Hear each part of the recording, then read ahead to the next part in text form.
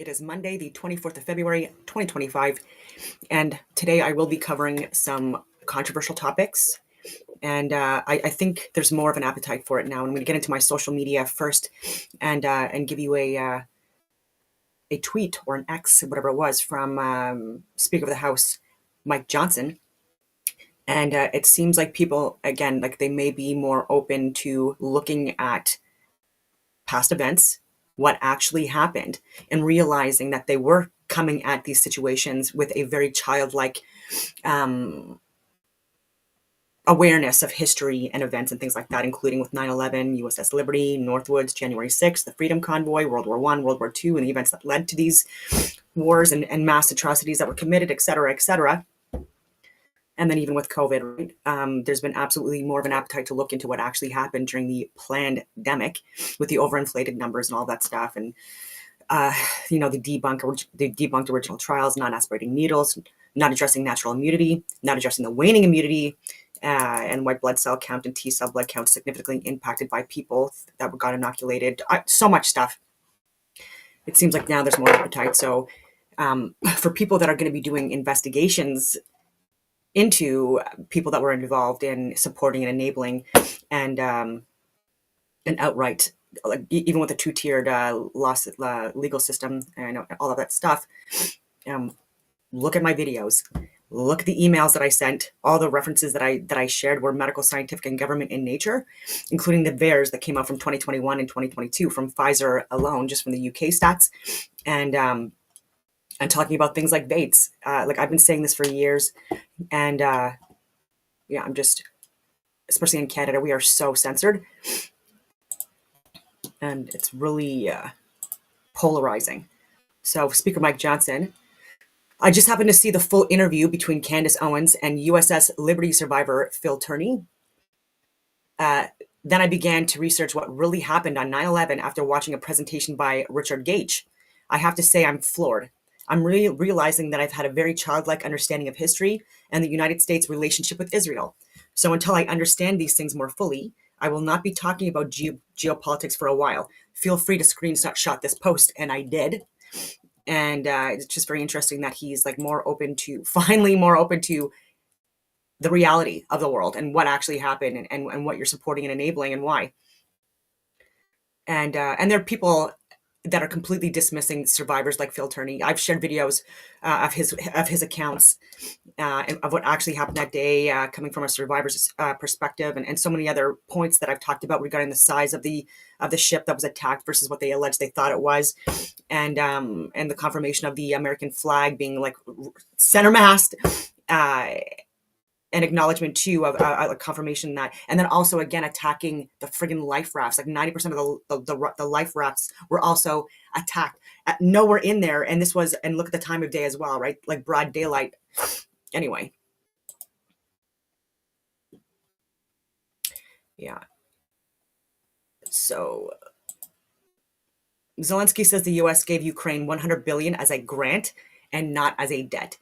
We don't recognize Ukraine's $500 billion debt to the U.S. I don't even recognize $100 billion. We agreed with Biden that it was a grant, not a debt. Sorry. Україна 100, Європа. Європа плюс партнери, так? Інші, наприклад, Японія біля 15 мільярдів. І 100 Сполучені Штати Америки. Так виглядає економіка цієї трагедії. Але, тим не менш, 100 мільярдів допомоги від Сполучених Штатів, не 500, не 3. Yeah, and a lot of that money went to him and his friends internationally, corrupt to the bone. So I found out who actually owns BlackRock, but there's something really weird about it. Because by now we know that BlackRock is in the top 3 shareholders of basically every corporation in America and beyond. And they do this using our money in things like retirement accounts, pension funds, IRAs, exchange traded funds, mutual funds, but most people don't actually know who owns and controls BlackRock. We all know that it was founded by Larry Fink, and he's the face of the company, but he does not control it.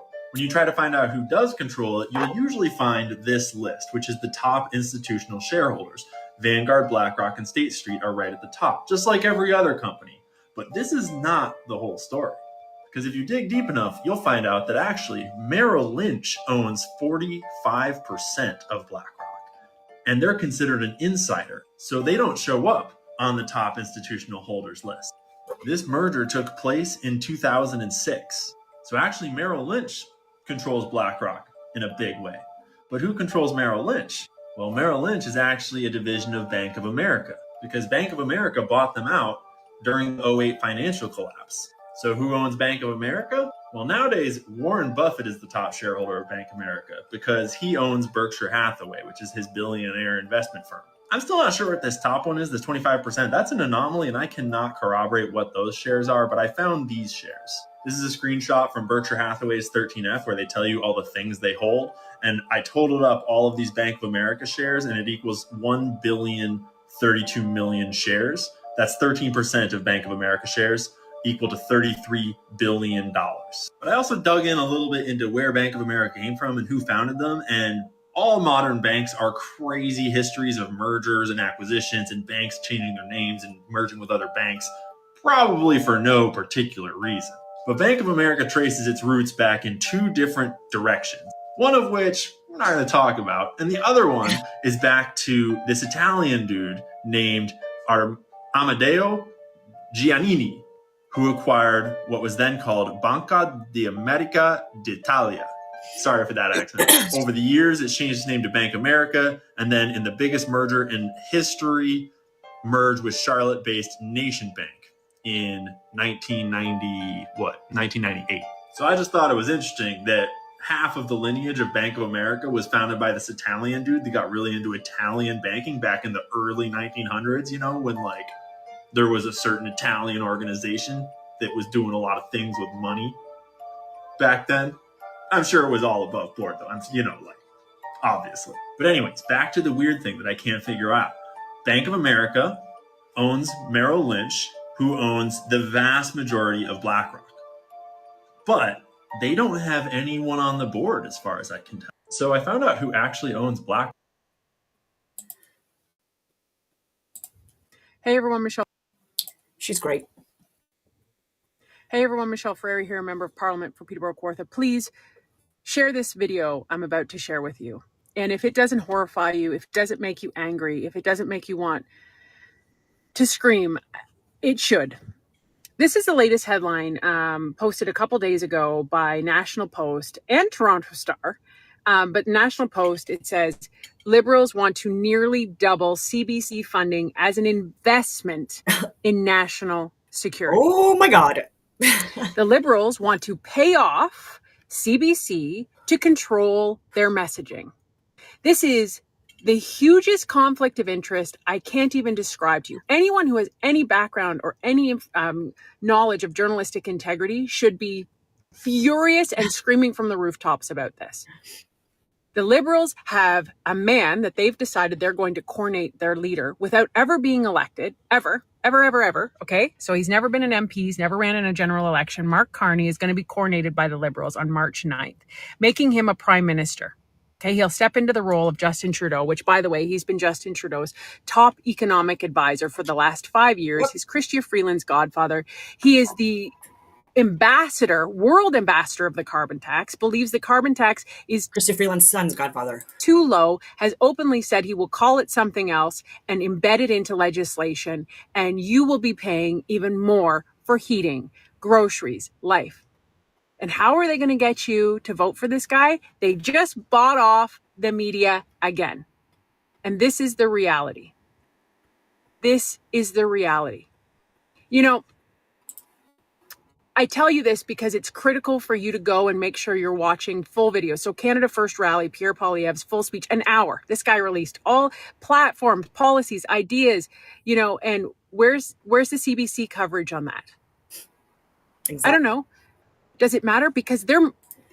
And look at CBC's coverage. I was contacting their main media outlets. I was contacting their tip lines, calling them and showing like blatant misinformation that they were sharing regarding COVID. And laughing at me even like this, like state funded, like in the interest of national security. Like I'm just speechless. Like I oh my God. They're getting paid to tell the liberal NDP messaging. That's what they're literally, this is the biggest conflict of interest there is. You control the media, you control the people. Yep. This is absurd. Government subsidized billions of dollars of your money going to CBC. Yeah. And they want to double it as a national security. The Liberals created legislation, C11 and C18, which prevents the news from sharing news on social media. This is censorship bills. Margaret Atwood, who I can tell you is no conservative, folks, calls this Orwellian legislation. If you don't know what Orwellian legislation is, George Orwell wrote a book in 1984 about controlling the messaging and censorship. And that's exactly what Bill C11 and C18 is. Go to any one of your Facebooks of your local media. You can't share it. You can't share it on Facebook and you can't share it on Instagram because it's banned because of the federal legislation put forward by Liberals. This is terrifying. You know, I have a favorite saying. Fred Rogers says, anything mentionable is manageable. You're literally controlling people's minds by doing this because you're not managing anything, because you're not mentioning the things that need to be mentioned. You're not telling the facts. You're not giving people the full story, and they're only getting a piece of it. And it's determining how they think and perceive the world. It's insane. This is the most corrupt, controlling thing I've ever seen. As somebody who worked in the media, they've destroyed journalistic integrity. They've destroyed it, and it is corruption to its core. The last two things I want to leave you with, the two sayings which I really believe. Number one, courage is contagious. Be courageous. Have conversations with friends and family and say, did you know this? Like, do you not think that that's a massive conflict of interest? If I give you your spelling test and then I tell you to mark your own spelling test, Nice. is that fair? Nice. Right? I give you billions of dollars and tell you what to say on the media. I can't even put into words how corrupt and awful this is. And you have seniors and people at home who just only watch CBC. They only watch CBC. So what do you think is going to happen? They're going to believe the lies coming from CBC. The last thing I want to say, and to tie this into it, is watch what you watch. Watch what you watch. If you're only watching CBC, you're going to be manipulated by watching only CBC. Go on YouTube, watch the direct sources of information from Pierre Poilievre, from other people. And this is in all facets of life, not just politics, everything. But the fact that the government is paying off the media, and they're not even hiding it anymore. Like, that is on the front page of the newspaper and on the Toronto Star. This is insane. You can't, no wonder. One of our first mandates will be to defund the CBC. Nice. Because anyone who knows this, if you can't make your business thrive without government subsidies, You're then fake. you don't have a business. You don't have a business. You don't have it. You don't have a product that people want. And CBC, you don't have a product that people want, and conservatives will defund it. Call this out. Share this message. This is insane. Make sure you're getting all of your sources, all of your information. Critically think. Do not let advocates portray themselves as journalists. They're not. Hey everyone, Michelle. Great message. So, Beijing leveraged favored leader Trudeau and business allies in 2019 election interference from CSIS. I'm going to give you guys the wait. Hi. Here's the article. Beijing leveraged favored leader Trudeau and business allies in 2019 election interference from CSIS. Chinese intelligence sought Meng Wanzhou's release by calibrating support for Trudeau's Liberals and hedging with opposition candidates. This is from CSIS, 2019. CSIS assessed that the PRC seeks to exert pressure on Canada's political leaders by clandestinely interfering in Canadian democratic institutions in the run-ups to the 2019 federal election. Multiple corroborated reports confirm that PRC missions in Canada are monitoring their support for the Prime Minister and other Liberal candidates. Canada-based PRC officials believe the current government faces an uncertain election outcome. Goes on from there. China's Ministry of State Security planned influence operations unprecedented in scale and sophistication in the run-up to Canada's 2019 federal election. An explosive CSIS document reveals, seeking to protect Beijing's interests by pressuring China's favored Canadian leader, Prime Minister Justin Trudeau. CSIS believed this multifaceted operation would leverage Trudeau's Canadian business allies, while Chinese intelligence was moderating their support for the Prime Minister and other Liberal candidates by strategically backing select conservative and NDP politicians Beijing deemed useful to its interests. Apply maximum pressure on Canada's leadership in order to avert the extradition of Huawei CFO Meng Wanzhou to the United States. According to CSIS, I talked about that too, even in Canada, they were putting in that infrastructure. China's economic retaliation, such as restrictions on Canadian imports, was not merely punitive, but deliberately targeted major Canadian companies with senior access to Trudeau's government, including Richardson International Limited, Viterra, Drummond Export, and Alimel. And by the way, also having police precincts in Canada, military bases in Canada, spies, buying up lithium mines and diamond mines and gold mines and all of these other precious metals and stuff like that. Mines. What else? Top secret government clearance, freaking gain of function research, freaking lab in Manitoba. Come on. Come on. Yeah. Ottawa was closely monitoring the situation and maintaining direct lines of contact with Richardson. In March 2019, Prime Minister Justin Trudeau and Jim Carr met with Hartley Richardson, head of Richardson's international parent company in Winnipeg, to address Richardson's export permit.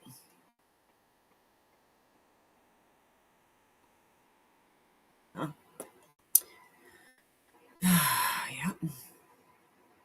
Multi-pronged effort by China to exert political and economic coercion on Trudeau's government.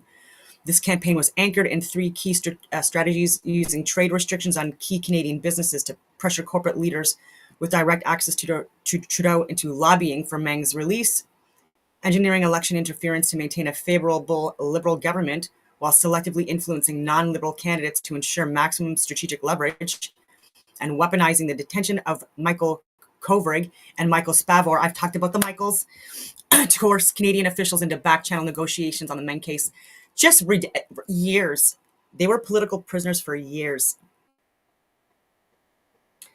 Anyway, Justin Trudeau. Oh my God, jail. Jail! I've said that for years too. I'm going to get into a video. Candace Owens' shocking view on Zionism. This is from Reason and Theology. And I kind of trolled a little bit. I quoted Herzl. And then I replied more. And then I was talking about 9/11. And I gave him loose change the video. Anyway, I'll get into it. People that are actually Jews while at the same time protecting the pedophile elites. They do this over and over again. That's what the ADL exists for. They absolutely hate Catholics because Catholics know that this has been going on forever, okay? Many moons ago, before they decided to establish Israel as a country, I know you've read the short version in a classroom, and it was oh, the Holocaust happened, and then we realized that Israel needs a state. No, that's not how it went down. That's not how it went down at the F all, okay? Catholics and Christians were going missing on Passover, and then they would find bodies, okay, across Europe, and they were able to trace them back to Jews. Blood libel. They weren't Jews, okay? These were Frankists. And so just like Leo Frank killed Mary Fagin on Passover back in 1913 or 1914, I can't remember the exact date, he did it during Passover for a reason. This Frankist cult, which is masquerading behind Jews, still participates in this to this day. So I will attempt to be a neutral, unbiased, whatever you want to call it, moderator or whatever, of this video, because this guy is on one extreme and Candace is kind of on the other extreme, and there's a middle ground, and so I'm going to try to be a neutral observer. Candace Owens is being heavily criticized for some videos that she recently made about the state of Israel. Some have immediately dismissed her without attempting to refute her claims, while others have immediately embraced her message without thinking through her claims critically. Yeah. I'd like to find a balance here and seriously consider her claims and then offer a response. But before I do that, I want to be clear. I think it's fine to criticize the state of Israel. If what Candace says is true, I have no problems with her expressing concerns. I don't think Israel is above reproach or off limits when it comes to criticisms. The question is simply a consideration of whether her claims are true or not. I'll say the same about a Jewish person. Jewish people, like everyone else, are eligible to be criticized if they've done something worthy of criticism. It's not anti-Semitic to simply criticize a Jewish person. And even talking about this whole discussion regarding Semites versus non-Semites, there are people that would also believe that because, like especially, for example, Ashkenazi Jews largely come from Europe, people that are currently in Israel right now, and I'm not trying to say this to be offensive, I'm just giving you facts. People that came from like Poland and Ukraine and Germany and Russia, especially after the collapse of the Soviet Union, a lot of Russian Jews went to Israel, and so European descent, and so not Semitic. And a lot of people's interpretation of that, again, I'm not trying to be offensive when I say this. And so when people talk about it being where it's regarding language, so Semites because of speaking Hebrew and Arabic, etc., and Aramaic, if you want to get specific, these would be considered Semites. And there are various skin colors of Semites and non-Semites and languages and stuff like that. So to some people,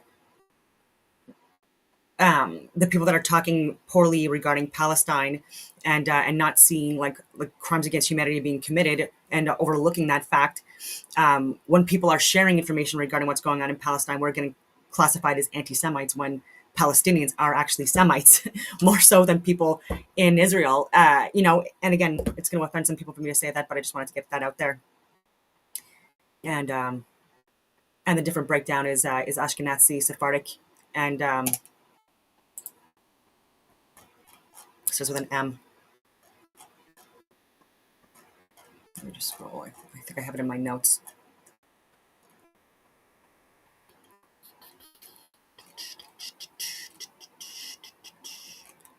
Let me see here.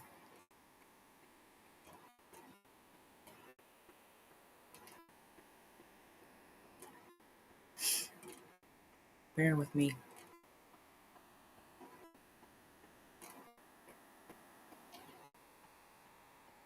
So I was on Chat GPT this morning, so I had questions regarding a bunch of that stuff. All right. Nazi, Sephardic, and Mizrahi. All right. Sorry for the delay. And yeah, I will agree with, he's going to talk about this, but I did look on regarding the cult Candace was talking about, and there is not a lot of evidence to suggest to back up what she's saying. I also want to remind everyone. So she does provide good content, and so if anyone has any information where she's getting her facts on that, please let me know, because ChatGPT is not coming up with anything. But again, it's not perfect. That it's not on me to prove that what Candace says is false. It's rather on her to establish that what she asserts is true. For example, if Candace says that unicorns live on Mars, the burden of proof is on her to prove this claim. Yeah, that's true. Not for me to disprove it. So let's dive in. I'm so sick of the cowardice, okay? I shouldn't even say it frustrates me. It just downright just makes me realize how much we have lost what it means to be a real man in society. The fact that I am a woman, okay, and I am the person that is saying this, okay? The fact that there are so many conservative commentators who pretend that they're so brave because they're talking about what happened in the latest Trump thing, blah, blah, and then on the topic of pedophilia, they're mum, okay? I should not be the only one calling out how many times Zionists defend pedophiles and criminals. This is not normal, okay? Why does Israel allow pedophiles from America to flee and receive protection from their state? So the state of Israel, like other countries, has laws in place to protect children from sexual abuse and to prosecute those who commit such crimes. Israel has a legal and judicial system designed to address and punish criminal behavior, including pedophilia. However, there have been cases where individuals accused or convicted of sexual offenses have fled to Israel, sometimes invoking the law of return, which grants Jews the right to immigrate to Israel. This has occasionally led to complicated legal and diplomatic Absolutely. situations. Especially with people that have dual citizenship that have been charged with, or there are allegations regarding what they're talking about, right? So at least he's admitting that, right? Particularly if the individual is wanted for crimes in another country. Yeah. In such cases, Israel has extradition treaties with many countries, and there have been instances where Israel has cooperated with foreign governments to extradite individuals accused of serious crimes, including sexual offenses. The Israeli legal system is generally expected to uphold justice and not provide protection to those who commit crimes, including pedophilia. As is the case with other things, it's important to consider the legal context and the actions taken by both the Israeli authorities and the international community in each situation, rather than making sweeping generalizations. Why are we, the country that's funding their bullshit, okay, not allowed to extradite our pedophiles? Okay, does anybody have an answer? I don't show hands. Anybody like, oh no, that's totally normal. It makes total sense. Like, Candace, even asking the question is anti-Semitic. Like, no, guys, there's like a problem here that we can't get our pedophiles back from a nation that we've given billions of dollars to. That doesn't make sense. Why would you want, as a small nation that is the size of New Jersey, okay, why would you want the pedophiles to flee there? So, as I just noted, the United States can and has extradited individuals from Israel, including those accused of serious crimes such as sexual offenses. However, the process of extradition between the United States and Israel can be complex for several reasons. If there are legal challenges, such as disputes over evidence or the applicability of the treaty to a specific case, the process can be delayed. Also, Israel's law of return grants Jewish people the right to immigrate to Israel and obtain citizenship. If an accused person becomes an Israeli citizen, this can complicate extradition, as some countries are more protective of their own citizens. However, Israel has extradited its citizens, including in cases of serious crimes, when legal requirements are met. In some cases, extradition may be challenged on the grounds of potential human rights violations. For example, if an individual argues that they would not receive a fair trial or would be subjected to inhumane treatment in the requesting country, this could delay or complicate the extradition process. That being said, none of this proves that the United States is not allowed to extradite pedophiles from Israel. Like, why would you want the pedophiles to be procreating? Unless the nation of Israel may have been established by some Frankists. And it's looking like Theodore Herzl's family was from the exact same area in Moravia and in Bohemia where the Frankist cult was founded.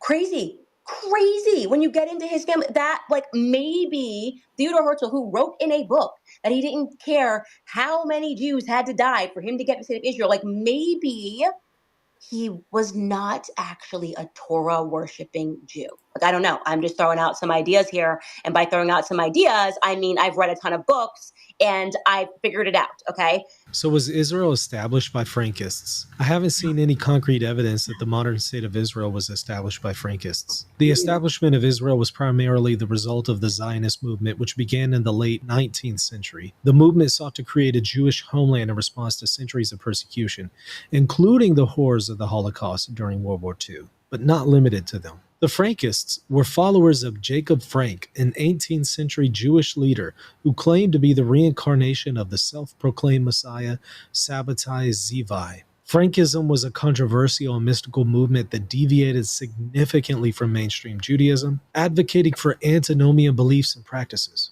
The Frankists were largely a small fringe group and had no significant political power or influence on the global stage, let alone on the establishment of Israel. The State of Israel was officially established in 1948, following a United Nations partition plan and a subsequent war of independence. The movement behind Israel's creation, Zionism, was led by figures such as Theodor Herzl and Chaim Weizmann, who were motivated by the desire for a national homeland for the Jewish people. So is Theodor Herzl a Frankist? I haven't seen any historical evidence or reason to suggest that he was a Frankist or influenced by Frankism. It would be helpful if Candace provides some kind of tangible documentation and evidence for this claim. Yeah. Now, was he from the same place as Jacob Frank? Herzl and Frank. Now, I will talk about, because I mean, he's giving valid points about that connection, because again, it's a cult groups, people that are part of like the Bohemian Grove, Bilderberg, Wef, Davos, who groups, the deity on the lists, or the ones creating the lists that have been writing the scripts and the narratives for many years, many generations. Wrong button again.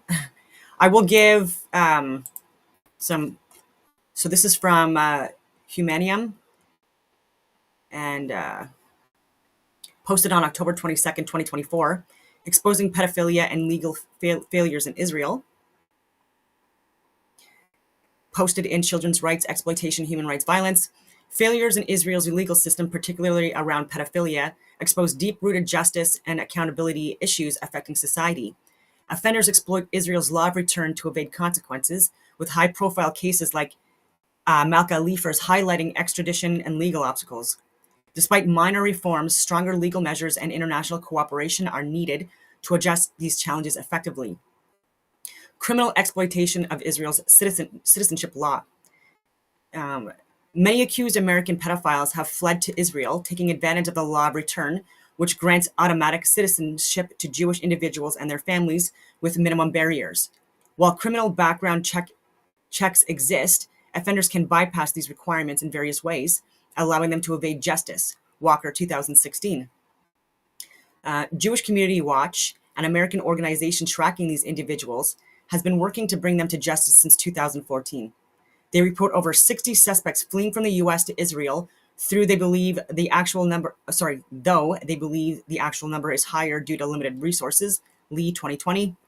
In addition to the above statistics, the Matzaf Association, which monitors pedophilia in Israel, estimates that tens of thousands of offenders operate each year, affecting around 100,000 victims annually.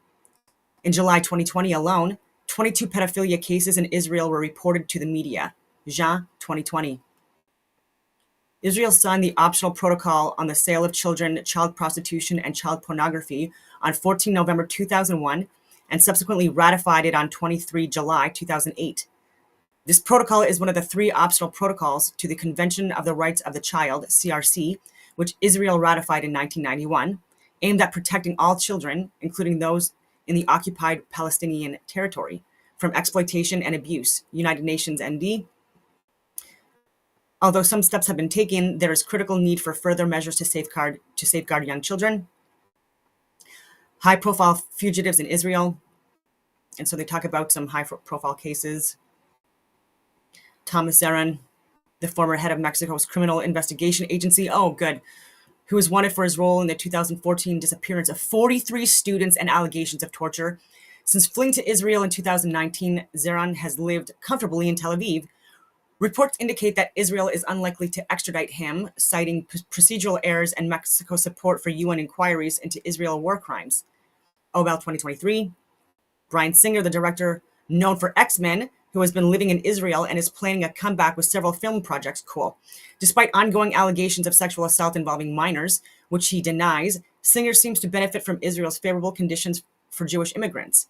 His new ventures, including a documentary on his experiences, suggest he may avoid any legal consequences. The Times of Israel, 2023.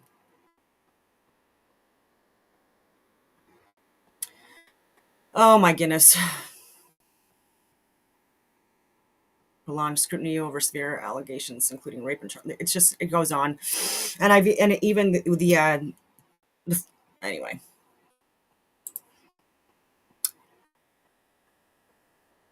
On with the other video.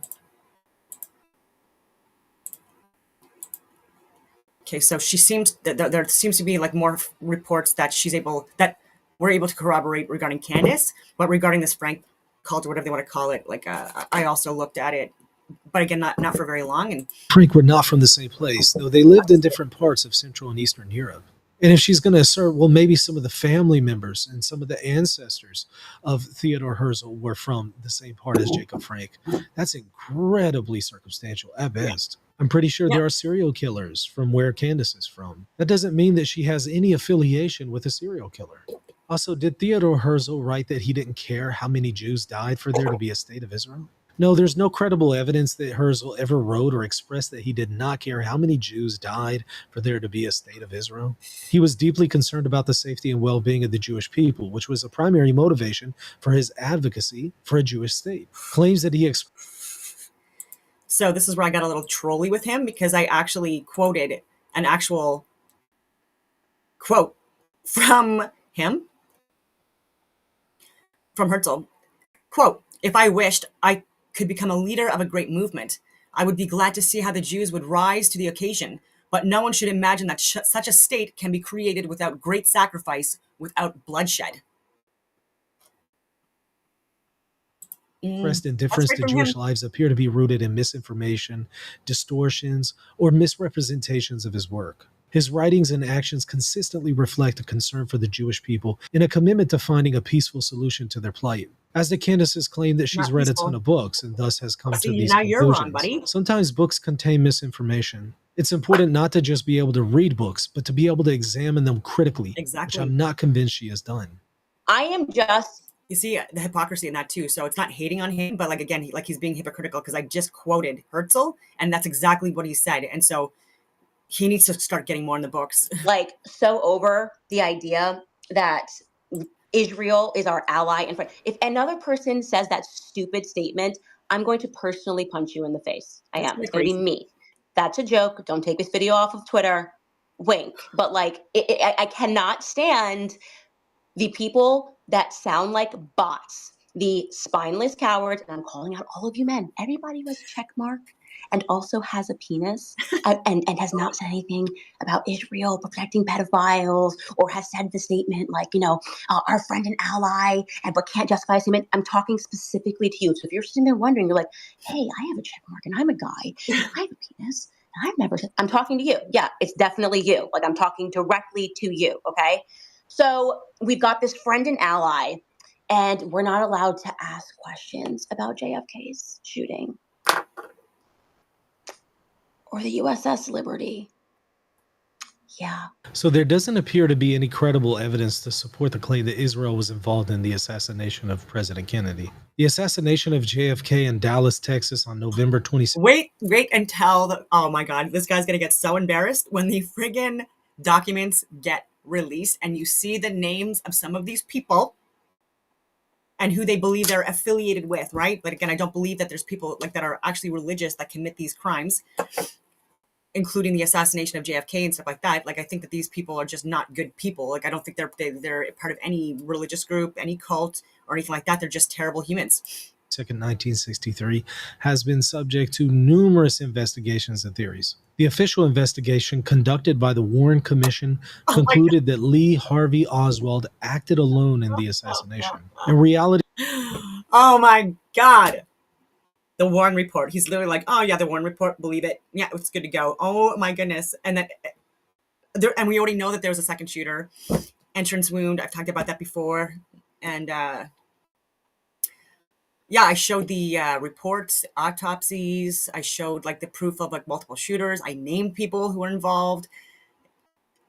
Yeah, so look at those videos. there is no substantive evidence linking Israel to the assassination. Claims involving Israel or any other foreign government are generally considered speculative and not supported by historical documentation or critical research. Thus, Candace needs to demonstrate the veracity of her claim rather than just asserting it. Now, was Israel involved in the destruction of the USS Liberty? Actually, yes. The attack on the USS Liberty, a U.S. Navy intelligence ship, occurred on June 8, 1967 during the Six-Day War between Israel and its neighboring Arab states. The attack resulted in the deaths of 34 American sailors and injuries to many others. The incident has been a subject of controversy and debate. Israel has consistently maintained that the attack was a tragic case of mistaken identity. After all, why would they destroy a ship of one of their allies? Israeli forces believe the USS Liberty was an enemy ship, and the attack was launched in the context of the... This guy is just all over the place with this. Check out my videos on USS Liberty and witness accounts. I talk about the size of the ships, like being like almost double the size. Like, how could you mistake that? The American flag being up, like up in center, and very large, and like a confirmation acknowledgement of identification. Witness accounts like Phil Turney, like I've talked about before. Like this guy's just completely dismissing all of that. Intense and chaotic military operations during the Six-Day War. After realizing the mistake, Israel quickly apologized, paid compensation to the families of the victims and to the U.S. government. I'll also add that multiple investigations have been conducted by the U.S. government, including inquiries by the U.S. Navy and National Security Agency. These investigations generally supported Israel's explanation, concluding that the attack was unintentional and resulted from confusion and misidentification. The Mossad there on the day that JFK was shot. The arguments that he was having in the days preceding with their prime minister, still classified. Okay, we're never going to know what they were arguing about. And then Jacob Rubenstein shoots the guy who said he didn't shoot the guy. Do you have a question about that? You anti-Semite? Don't come at me. I don't even want to hear questions. So did JFK have arguments with the Prime Minister of Israel days before his assassination? Well, yes. In the days leading up to President John F. Kennedy's assassination, there were tensions between the United States and various international leaders, including those from Israel. One notable instance involves a diplomatic dispute between JFK and Israeli Prime Minister David Ben-Gurion regarding Israel's nuclear ambitions. However, this does not necessarily mean Israel was involved in the assassination. At best, this is just simply circumstantial evidence, and very weak circumstantial evidence. She will need to do more to show a connection between this argument and the assassination of JFK. Now, was Mossad present at the JFK assassination? To my knowledge, there's no support for this claim. As noted earlier, the assassination on November 22nd, 1963 has been extensively investigated by U.S. authorities, including the Warren Commission and various other inquiries, which found that Lee Harvey Oswald acted alone. So if she is going to say that the Mossad was somehow involved in this assassination, she needs to show credible evidence for this. Now, did Jack Leon Ruby, the person who assassinated Lee Harvey Oswald, did he act on behalf of Israel to assassinate Oswald? Candace has not shown any evidence that Jack Ruby acted on behalf of Israel or any other foreign entity to assassinate Lee Harvey Oswald. I understand that not everything can be presented in one video. I totally get that. But she hasn't sufficiently backed up her claims here, and to my knowledge, she hasn't done it elsewhere. So I simply have to dismiss these claims as mere assertions based on speculation rather than on any concrete evidence. But if she has evidence, I welcome it. We're not allowed to even speak about the USS Liberty. The fact that, after October 7th, they jammed through a bill in Congress, okay? And they were like, we must have an October 7th Day of Remembrance in school. Kids must learn about this in school. And we can't get one for the USS Liberty. Okay, that means your nation is being held hostage by a foreign power. That just simply does not logically follow at all. This is just a non sequitur. Yeah. So part of that Jacob Frank religion, the reason why they wanted to commit the act of pedophilia was because he believed that, if you were willing to commit that sin, you would do anything else. His theory was, I'm going to, like Jacob's ladder, bring you to the bottom, to the abyss, get you to do the most immoral things, only lift you back up. And it immediately creates camaraderie among the group of pedophiles because all of them have done this horrific thing. So basically they're like, in order to get into this religion, you have to rape a child, okay? So some accounts suggest that Frankism included sexually permissive rituals, which were intended to symbolize the breaking of religious and moral boundaries. However, the more extreme claims, such as the idea that the followers were required to rape someone, are not substantiated by any credible historical evidence, and they're likely the result of later exaggerations or misinterpretations of the movement's practices. And so you have people that are willing to do that, okay, that are in this religion, a religion who the first Jewish Supreme Court justice, look this up, Louis Brandeis, was a Frankist. On his profile, he kept a photo of Jacob Frank's daughter. He was an open Frankist family that has made it to the Supreme Court. But I guess we can't ask any questions. Well, I certainly think that people can ask questions. Also, I wasn't able to find the photo in question. That's not to say that it doesn't exist. I just wasn't able to find it. And of course, even if this is true, just because he had a photo of his daughter doesn't mean that he was a Frankist. There could be some other reason for the connection there. This is just another non sequitur. These people that are committing crimes are also Zionists. And it would be cool if, I'd be in a different place, by the way, about this. Every religion has people that are corrupt and immoral, right? But we don't defend them. We don't expect them to be defended by the press. We don't have an entire ecosystem. And he believes in homosexuality and incest, all this stuff, who's protecting those people who are still, are still in position. I will say that she again, these are very dramatic statements, bold, but there is a lot of legitimacy to a lot of what she's sharing. And even regarding the Christian religion, I identify more, I guess, as a Catholic, than anything. Although I don't subscribe to any specific religion, I believe they're all based on astrotheosophy and the movement of the luminaries above us within the firmament. But even the Pope now, he's very sick. He's been in the hospital, and he's out now, but on oxygen. And with the Vatican II, I've called that out, where they have an absolute, with the absolute power, whatever you want to call it, and their own form, their own legal system or justice system, whatever you want to call it. And there have been a lot of pedophiles within the Christian religion who have been protected by the Pope and by popes of the past as well. And it's because of these laws, this absolute power that they have, especially at the Vatican. And so yeah, we're calling out people literally at the highest levels of these religions as well, like even within our own like religions. And I wish we would get a good pope, and one that would release a lot of information that's underneath the Vatican and in other areas, and then actually not be someone who is corrupt or that covers up for actual pedophiles or people that have exploited people within the religious communities as well, including nuns. Positions of power. That is what makes this unique. So no, okay, I'm not going to be like all of the other fake conservatives. Like, oh, I'm so brave. I'm talking about this issue, but on pedophilia, I'm just going to be like, not my hill. If that's not your hill, we don't effing need you in this country. We don't need you in this country. Do you think it's normal, by the way, that basically every person who speaks about Israel has to basically say a statement that's like, I don't want to get killed? I don't think that's true. I don't think that you actually have to make that qualification. like literally, speaking about people are like, Candace, beef up your security. That's not normal. Like, excuse my language, but like that is not normal. Okay. I've been talking about this stuff for years, and I've had I've had people say really mean things, like just like things on social media and stuff like that, but like not actually like in my face, like where I felt threatened for my life. I've called out Netanyahu for years. It's not normal that people have to think about their security because, and by the way, some of it, then the way that you get comfortable with it is you're like, well, they shot JFK in an open car. So there's not, he's the sitting president. Obviously my security doesn't really matter. If they want me, they're going to get me. That's not a normal thought process to have.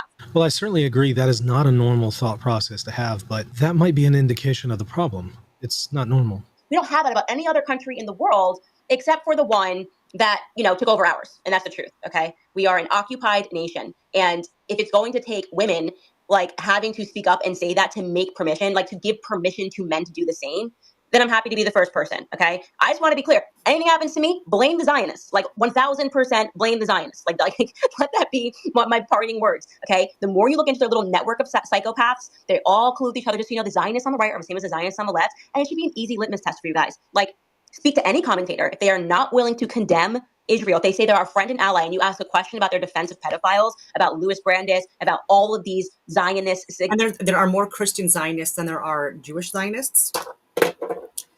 I think there's approximately like 7 million internationally, approximately 5 million Christian, approximately 2 million Jewish. And I don't hate Israel either. And I do think that there are a lot of people within Israel right now that do have like the same like blood connections as I do coming from Europe. But for me with my family, it's like we immigrated to Canada hundreds of years ago. And there's also indigenous roots in my family tree as well. And yeah, so there are, just because you speak a different language now, like doesn't mean that, we're entirely different.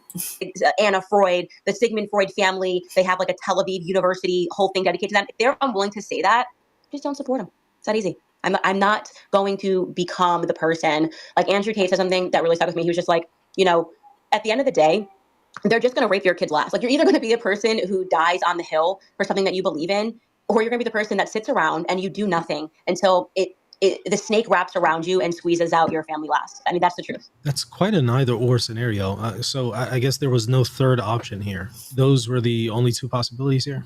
That's where we're at right now. And I'm like, I would rather die on the hill. Like I just want to be able to pick the hill and die on it. And that hill for me is pedophilia. Look, I admire people who call out pedophilia, especially at the expense of their own safety. I just want to make sure we're doing so based on truth, not based on leaps and logic. All these homosexuals that are engaging in pedophilia, openly for France. And what the heck is going on in this world right now? And this is what happens when good men do nothing. We have a bunch of good men. I know these people. I know these men. They do nothing. And they do it because they're scared. Some of those men are personal friends with Candace Owens, but I won't name names. They're scared to lose their jobs. They don't do anything because they don't want to lose their jobs. They don't want to lose their security. And they think that by being a man and not saying, it's like to not say anything. And I just completely disagree with that. So anyways, like I said, if I get killed, it's definitely Zionist. I guess I'll open up the stage and some people are requesting. Does this work? Who's Matthew? And tag me a bunch of times and be like, oh my God, she's really gone crazy. I'm not going to the comment section. I'm going to drop this in the thread after. It was like, she's going through a postpartum psychosis. We're going to get to that too, like the categorizing of women of having a psychosis, because it's kind of actually relevant to what I actually said.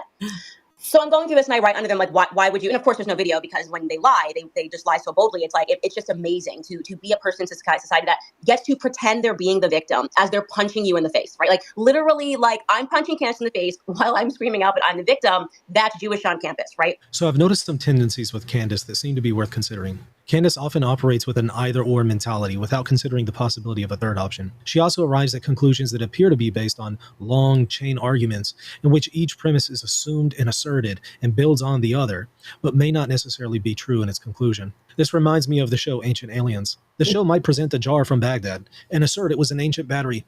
Then they will assert that humans couldn't possibly have created the jar. So they assert aliens then created them. After this, they assert that the batteries must have belonged to an ancient alien spacecraft because there couldn't possibly be any other reason for their existence. Then they assert that these spacecraft were used to bring aliens to Earth from a distant planet in order to create humans. Upon this, they assert that the jar is proof that aliens are really the creators of humanity. And they arrive at this conclusion all based on speculation and assertion that builds on each other. Candace seems to reason this way, which can be quite problematic.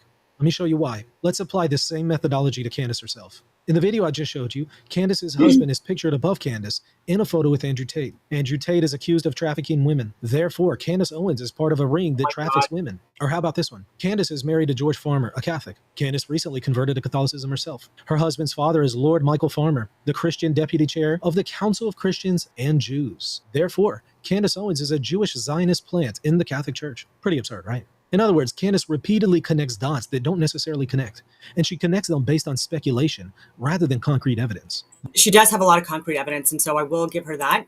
And he's kind of like trying to paint her as someone that's crazy. She gets she's controversial, but that's why she's also like more successful, I would argue.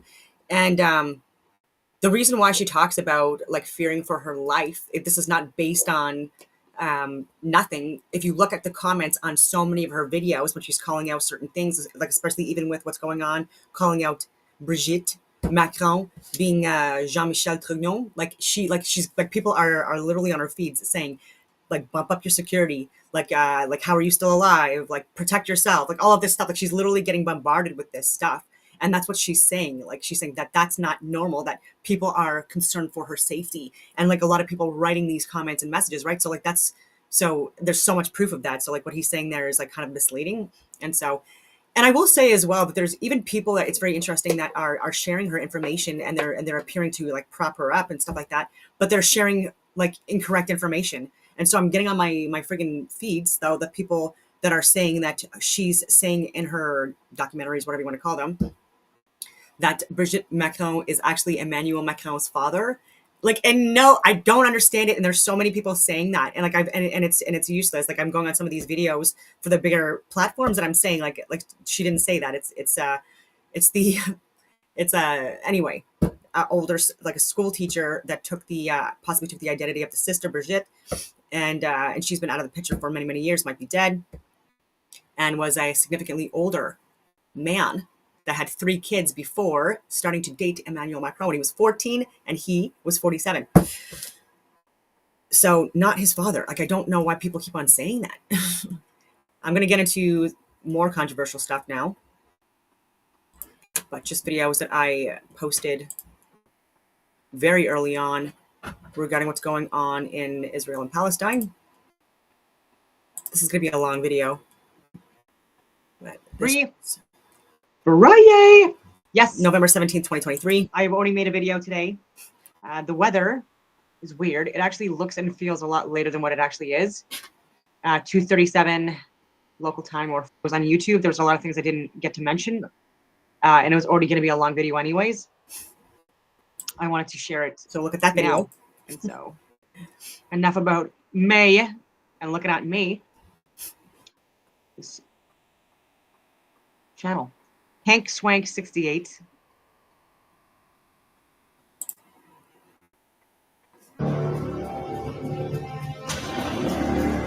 Israel admits Apache helicopters fired on their own civilians running from the Supernova Music Festival.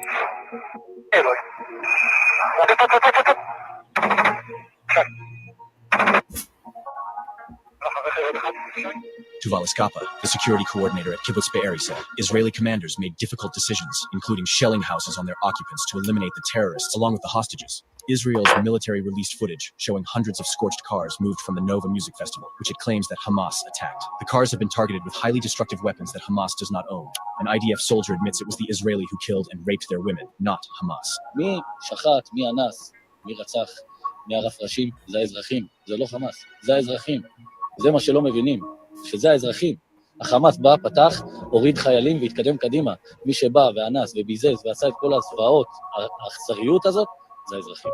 ראיתי במו עיניי. This all falls under the Hannibal Directive. So what is it? The Hannibal Directive is a top-secret Israeli order of the General Staff, which was first devised in 1986. Its purpose was to prevent the enemy from escaping with a soldier, even if it meant endangering that soldier or any civilians. It was last executed in 2014, known in Israel as Operation Protective Edge, which killed 72 Israelis and over 2,000 Palestinians. We see it being implemented now. Israel doesn't like having hostages. So let's wrap this up. First, the IDF used aircraft and tanks to bomb Israeli houses that contained hostages instead of negotiating professionally, which caused the massacre. Israel was so humiliated on October 7th that they panicked and slaughtered their own people. The IDF propaganda machine then generated fake news to spread through their proxies like Ben Shapiro to generate sympathy for Israel, not to mention terrible acting.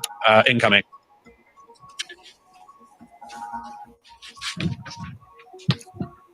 These lies are still repeated today with no remorse. The photos of burned bodies came from Hellfire drones or JDAMs. This is who you support, who you fund, who you cheer for.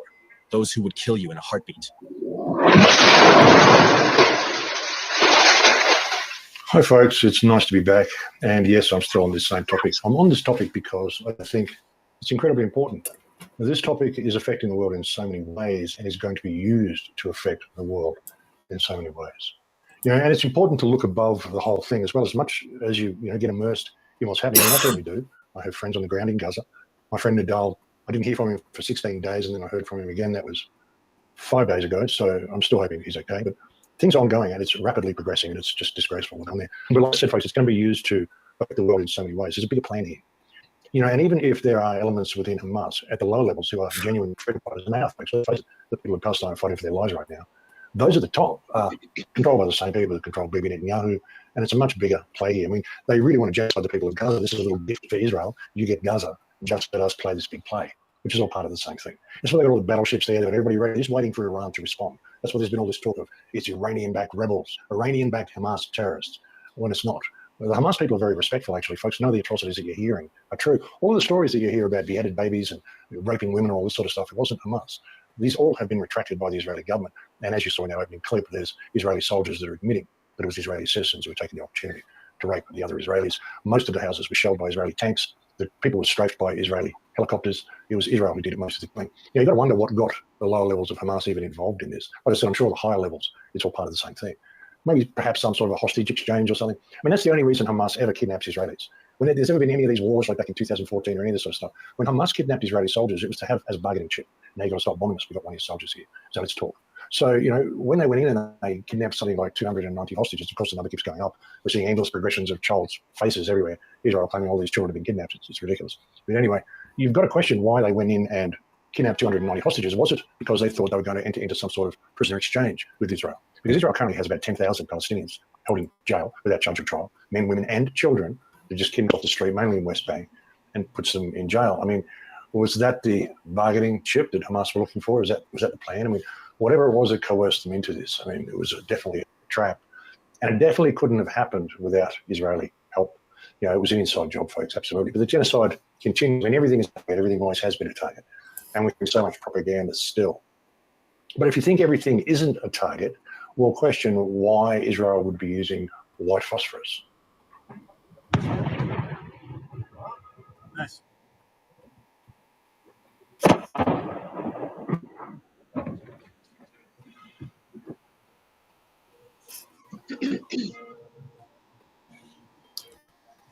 White phosphorus. Yeah, white phosphorus bombs on the Palestinian people is a banned chemical weapon, folks. And it just kills indiscriminately. And they let the bombs off really high in the sky, so it covers a wide range of area. And anybody who goes out and gets any of this stuff on their skin, this is very, very dangerous and very deadly stuff. Those are crimes against humanity. This is November of 2023. I was writing this. لا حول ولا قوة إلا بالله. يا الله. يا الله. Yeah, exploding white phosphorus munitions that high above the ground over Gaza Strip shows you this is about indiscriminate killing of everybody, folks. They're not just targeting Hamas. They're targeting everybody. Like I said, the propaganda is through the roof. They're claiming that they are sending aid trucks in. It's how 1,000 aid trucks have been in or something. And yet they're not letting anything through the Egyptian border. Egypt tried to send aid trucks in. You remember back in the beginning, I reported on it. Egypt tried to send aid trucks through to Gaza Strip, and Israel said it would bomb the aid trucks if they got close to the Rafah border. They eventually started allowing some in. Okay, this was November 2023. Still ongoing.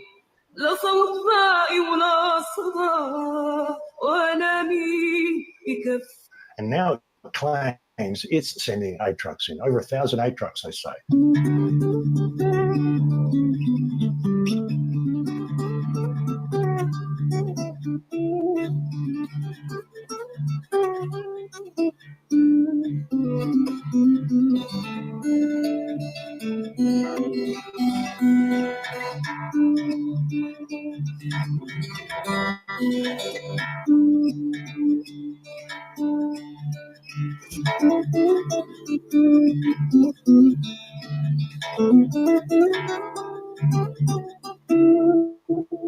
And yet the reports on the ground no aid is coming in at all. And Israel is probably funneling all that aid from Egypt to Gaza as of November 13th, 2023 is the point. Note that between the start of the crisis on 7th of October to 20th of October, approximately 2,100 commercial trucks should have reached Gaza through the crossing, but did not. And here's the report he posted, the image. Here's the actual post directly from the United Nations. Here's the actual report. Regional Cairo. Okay, so this is coming from Egypt's side. So this is not some Palestinian argument. What they're saying is they sent these trucks between the start of the October 20th. 2,100 trucks should have reached Gaza through that crossing, but did not. So that's very, very, that's damning, because what this means is that in between when Egypt sent them into Israel-controlled area and when they were supposed to reach Gaza, they just didn't happen to make it there. What happened? Well, I'll tell you what I think happened. The same thing that's been happening for 75 years, or as long as any aid has been coming in supposedly for Gaza or any Palestinian. Israel takes it. Maybe some of this filters down, but you wonder why they got 97% undrinkable water? Most of them are wildly food insecure, if not starving, long before October 7th, because they don't get it. Hamas doesn't take it. It has to come in through Israel, through the Palestinian Authority. And if it goes, it's just a lie. And we're watching that, because my point is, Hamas is not crossing. They are bombing that area if anybody tries to bomb people as they try to go there. They bombed, and look, don't forget, in the beginning, they threatened to bomb the trucks if Egypt sent them in. Egypt reported that right in the beginning. And now we're wondering what happened? So all the way until October 20th, this seems to report they didn't let anything in, as they were claiming they were. That's, again, makes your skin crawl. Now, they say since the reopening of the crossing on the 21st, that it's only allowed less than 10% of the normal daily average for all crossing points, meaning that it's a joke. It's a Band-Aid on a bullet hole, and then they've made sure no fuel gets to general, which means that most of it ends up not being useful anyway, in the sense of no electricity, no heating, no any number of other uses they need it for. People are dying because of what they're doing. And it seems that they deliberately pretended they were helping while made sure the food never made it there until somebody started paying attention. And I guess they just okay, we'll give them 10%. Who knows where it's coming from? I mean, maybe the trucks are just videoed driving across the Israeli desert. Who knows? You can't tell with any of this sort of stuff. It's the same as them saying that they've gone in and surrounded Gaza City and they're in Al-Shifa hospital and they're putting aid supplies into the hospital.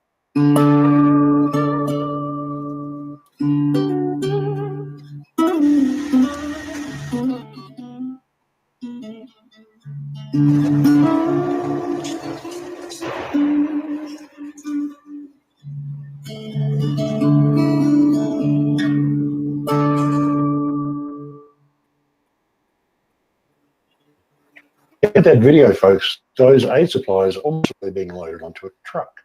They don't look like they're going into a hospital. Perhaps they just did them for themselves the way they do everything else, or perhaps he isn't even at Al-Shifa Hospital. Perhaps it's just a propaganda video, because the reports from on the ground in Al-Shifa Hospital are quite different. You know, Israel tells us it's going in there, it's putting aid in there, it's putting incubators in there, it's putting medical stuff in there, and it's trying to get sick people and babies out of the danger zone of Al-Shifa Hospital, because they consider Al-Shifa Hospital a Hamas base, even though the people in Al-Shifa Hospital say it isn't.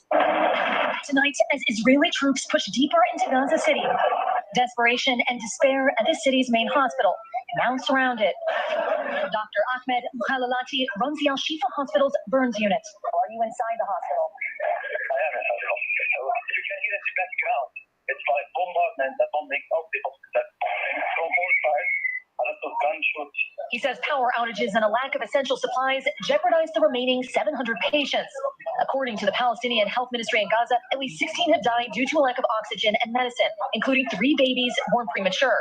And this photo we obtained from a doctor showing some of the 36 newborns the Palestinian Health Ministry says are now at risk, taken off incubators. So the babies are still inside the hospital. You've just moved them. Inside the hospital. They didn't move outside the hospital. The Israeli military alleges Hamas hides in tunnels under Gaza's hospitals, including Al Shifa. Allegations both the hospital staff and Hamas deny. Tonight, the military spokesperson releasing this footage showing Israeli soldiers dropping off 300 liters of fuel at the hospital's entrance. They're insisting it's allowing safe passage for all Gazans inside Al Shifa and 2 other hospitals.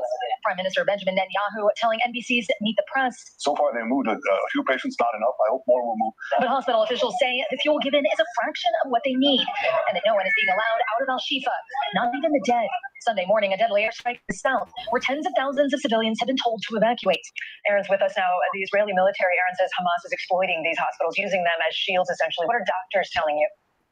Kate, a doctor tells me inside Al Shifa, there is no sign of Hamas, quote, not even a single gun. So you see all these propaganda videos, and yet the people in our Shifa hospital say completely different things. They say that Israel has positioned snipers around the hospital and is actually shooting anybody who moves and is not allowing anybody to leave. And this report came out from a guy called Mads Gilbert, who is, I think he might be Norwegian. He's a doctor that I mentioned a few reports ago. He was in there in 2014. He saw the damage that was being done with dime ammunition, begged the international community to step in and stop Israel using these unique type of exotic munitions, because they're basically going in there for weapons testing. And they appear to have been using some pretty weird munitions in there this time as well. I showed you that video recently of the girl with half a face burn. There's some really strange stuff going on, folks. But Mads Gilbert has said that they are positioning snipers right around the hospital and they are shooting anybody that moves. There's already a nurse shot on her way to an incubator. We just got a report from Shifa Medical Complex, Shifa Hospital, that Israeli attack forces have placed snipers around the hospital, and these snipers are shooting through the windows of the hospital, killing, targeting, damaging healthcare workers trying to save lives inside. One report says a nurse approaching the incubator in the neonatal unit was killed while trying to care for the babies. The oxygen supply to the incubators are now running out. They're destroyed and shut down. The doctors report we are minutes away from death as the world is watching. We do not stand idly watching. We raise our voices and our fists to say, stop this atrocity. Stop this attack on decent health workers, patients, and refugees in Shifa. Now, immediately, you must act. And interestingly, folks, since all this happened, Israel has now surrounded Al Shifa hospital, and I think they've actually gone in and stormed the hospital. They say they're going in there just looking for Hamas. According to reports, they've been shooting anybody, shooting doctors, nurses, patients, just terrorizing the whole place. Of course, they'll blame it on Hamas. They'll say Hamas shot all these people because we wanted them to leave and Hamas wouldn't let them. This is their excuse for everything. They bomb the convoys and they say, well, Hamas bombed the convoy because it didn't want the people to leave. Hamas is preventing people from leaving. That's what they're saying. And of course, they went in and they stormed Al Shifa hospital and they're claiming it's a Hamas. All these underground tunnels there that Hamas is using. Okay, that's the official line.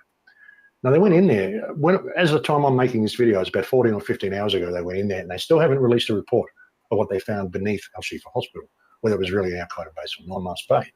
Now, bear in mind, in 1983, Israel was in control of Gaza Strip. And during that time, Israel itself built an underground bunker beneath Al Shifa hospital, along with an extensive tunnel system, because it thought it would use it in case there was ever an emergency, could put an operating theater down there, whatever. That's the excuse. And it's been 15 hours since they went in there. And we're still not seeing any report of any big Hamas base beneath the hospital. Why would that be?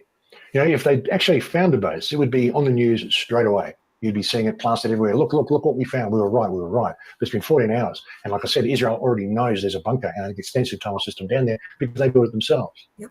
We see all this stuff with them shifting equipment around with Al Shifa hospital, saying they're bringing in medical equipment and all sorts of stuff. What are they setting up down there? They're probably setting up a big Hamas headquarters down in the bunker that they built, in the tunnels that they built, so that they can come out tomorrow and say, see, look what we found. We were right. You know, everything you hear from this state is a lie, folks. Everything it says is a lie. Everything it's doing is a lie. And the people are still celebrating this. It's sick, folks. People in Israel are celebrating, like weddings. They're having weddings in Israel, and they are celebrating the death of Gaza, the genocide of Gaza, at their wedding celebrations.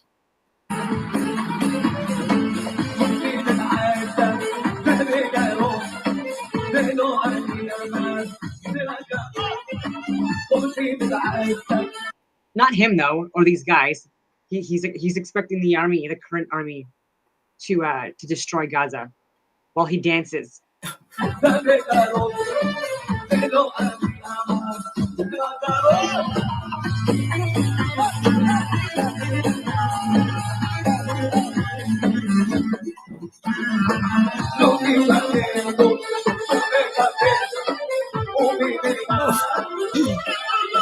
I mean, what does that tell you about the mindset of these people, folks? It's absolutely disgraceful. And there's also people in Israel saying that now we've cleared northern Gaza, the tanks have gone in there, we need to invade immediately and take over all of northern Gaza. She sounds like her language, her diet, like the tone. She sounds like she's one of the Europeans that came from Germany, like the European Jews that came from Germany and went into what they're calling Israel now, which is Israel, in the late 1940s. So you can hear it in her accent. Yeah, sorry, I was even saying this in 2023. Even though she's from Israel and speaks like, anyway. שייכת, כולה שייכת לארץ ישראל, מהנהר פרת ועד אל עריש. אני לא בעד ליזום עכשיו מלחמה כדי להגיע עד נהר פרת או עד הנילוס. אבל מה שבידינו, ועכשיו ראינו את הערבים יוצאים, אנחנו צריכים להיכנס. מתי? מיד אחרי המלחמה. דרך אגב, לתוחמת הצפונית אפשר להיכנס מיד. Yeah, that's the plan, folks. Take over Gaza. And this. So, I mean, if we want it to be realistic, it would be like more apt for her to say like her homeland is like more likely Germany. Specifically her and her, like, anyway, parents and her parents' parents. Women saying, well, even if we only get to kill half of them, we'll push them all down the south and we'll take over northern Gaza. And other people are putting out the same thing, saying that this is the only plausible two-state solution. Of course, we'll just squeeze 2.3 million people into the southern areas of Gaza. Of course, there won't be 2.3 million people now because they've killed so many folks. They've killed so many. Getting back to Al Shifa Hospital, as I was mentioning before, one of the calls for it being a Hamas base was this alleged nurse from Al Shifa Hospital who went on record saying, yes, it's a Hamas terrorist base and you need to come and save us. Ya Allah, I can't believe I'm doing this, but the world has to know what Hamas is making here. Taking over the entire hospital, taking over the fuel, woman, man. the medicine. I have nothing to treat with. She's sexing it up so much, man. So much drama. To fix a fracture. For I'm funny sometimes. A 5-year-old boy without morphine because Hamas took it to themselves. Ya Allah, please, if you hear me, please leave, run away, don't stay here, please. يا عالم يا ناس اطلعوا من الشفاء. Interesting stuff. This woman actually turned out to be an Israeli, just dressed up as a Muslim, just putting out a propaganda video. You know, as I've said before, folks, propaganda of war is the worst form of war crime because it is the propaganda of war which enables all other war crimes to be carried out. We look at the attack on Al Shifa Hospital based on the war crime of this Jewish woman saying it's a Hamas base when it wasn't. Same as the reporter who reported. So she should be investigated and in jail. Reported the beheaded babies. I mean, this has all been retracted. All talk of beheaded babies has been retracted. They were saying the same thing also about like the raping of women in Ukraine. They were claiming that there were Russian soldiers that were raping women early on. That spokeswoman in Ukraine in May of that early on, like she was fired because it was lies. Not only was it lies, but even myself, I was saying that she was lying. And it was actually men from the Azov battalion that were actually caught raping Ukrainian women and Russian women in the Donbass region and other areas, but like it was in fact like it was Ukrainian soldiers. And people were anyway.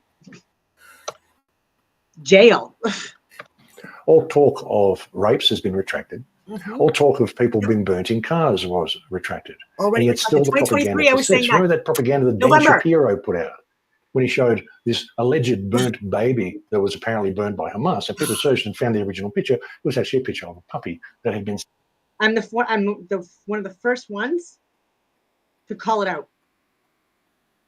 CGI altered in order to turn it into. Yeah, I remember because I shared this post and I showed like that about it being AI generated, and then I showed the original photo, and like that post got really viral. Something that looked like a burnt baby. This, again, is the propaganda of war. This is a war crime. Even creating a picture like that when you've got an audience the size of Ben Shapiro's audience and pushing that as fact is a war crime because it enables the war crime of genocide. I said it then too. I've been saying this. I like that this guy's saying this. Now I'm watching a little bit of this with you. Ben Shapiro should be investigated for war crimes. He has such a huge friggin' platform, and who he's funded by and connected to. There are connections with Israel. Like if people can't understand how fucking brutal this is why this is not on YouTube. I'm sorry that you are out of your mind. That you are the conspiracy theorist. You are the fucking tinfoil hat wearing fucking idiot at this point. You feel rather, sane and will. You even have the Toronto Star making fun of Pierre Poilievre today for wanting to end mandates because there's still mandates, and condemning like the enforcement, like the measures that were put in place. Trying to call him a conspiracy theory for that. Irrefutable proof at this point. So anyone that's still doing that, like the mainstream media, like has shown time and time again that they also need to be investigated. So whoever drew that up or who created that, Israel claims to act in self-defense, carpet bombing civilians, collective punishment, massacring children in their thousands is not defense.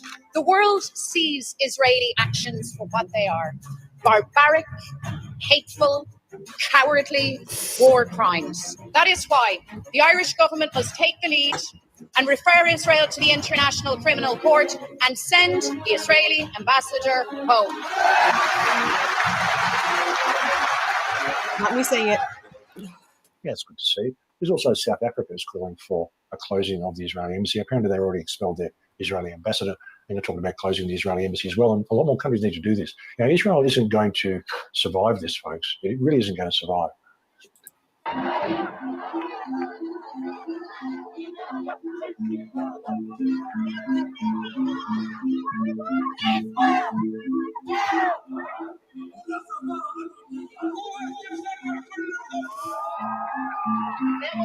So what are you going to do, Israel and people that are supporting, and as someone that works, we don't do that, even clearing areas.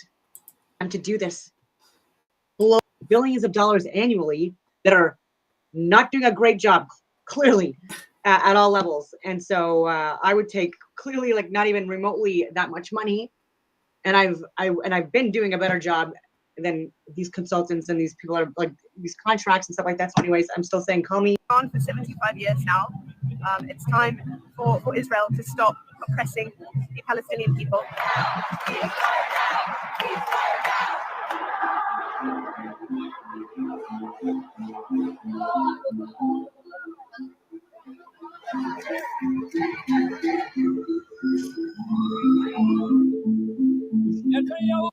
And even with protesters, now there's areas where mass amounts of protesters have been locked up or jailed or arrested.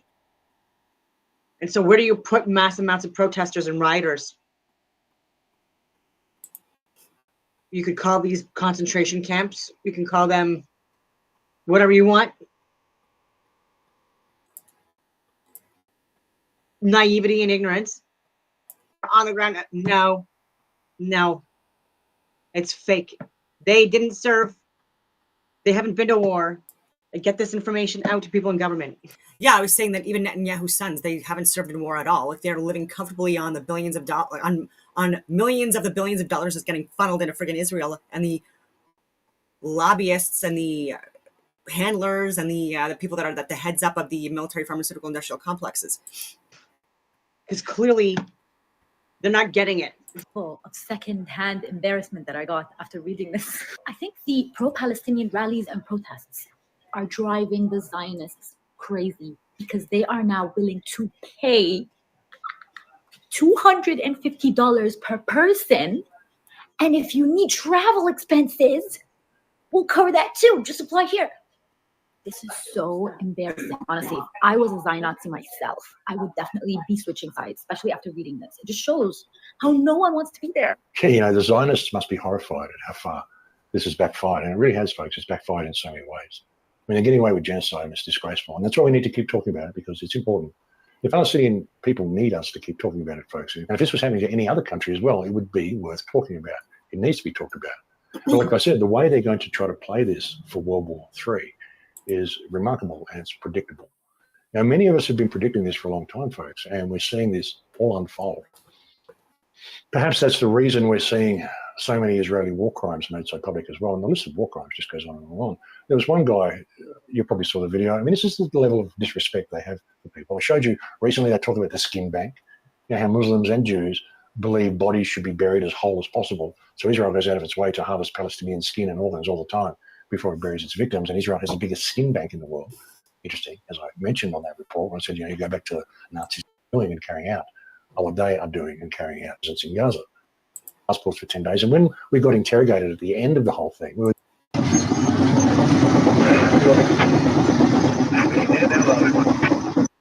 disgraceful, folks. And just look what they've done to the beach in Gaza. There's no reason to have done this to the beach. The beach was a beautiful beach. It had beach umbrellas, it had deck chairs, and all sorts of stuff you would find on a beach. But Israel's decided to flatten it all because they're looking for Hamas terrorists.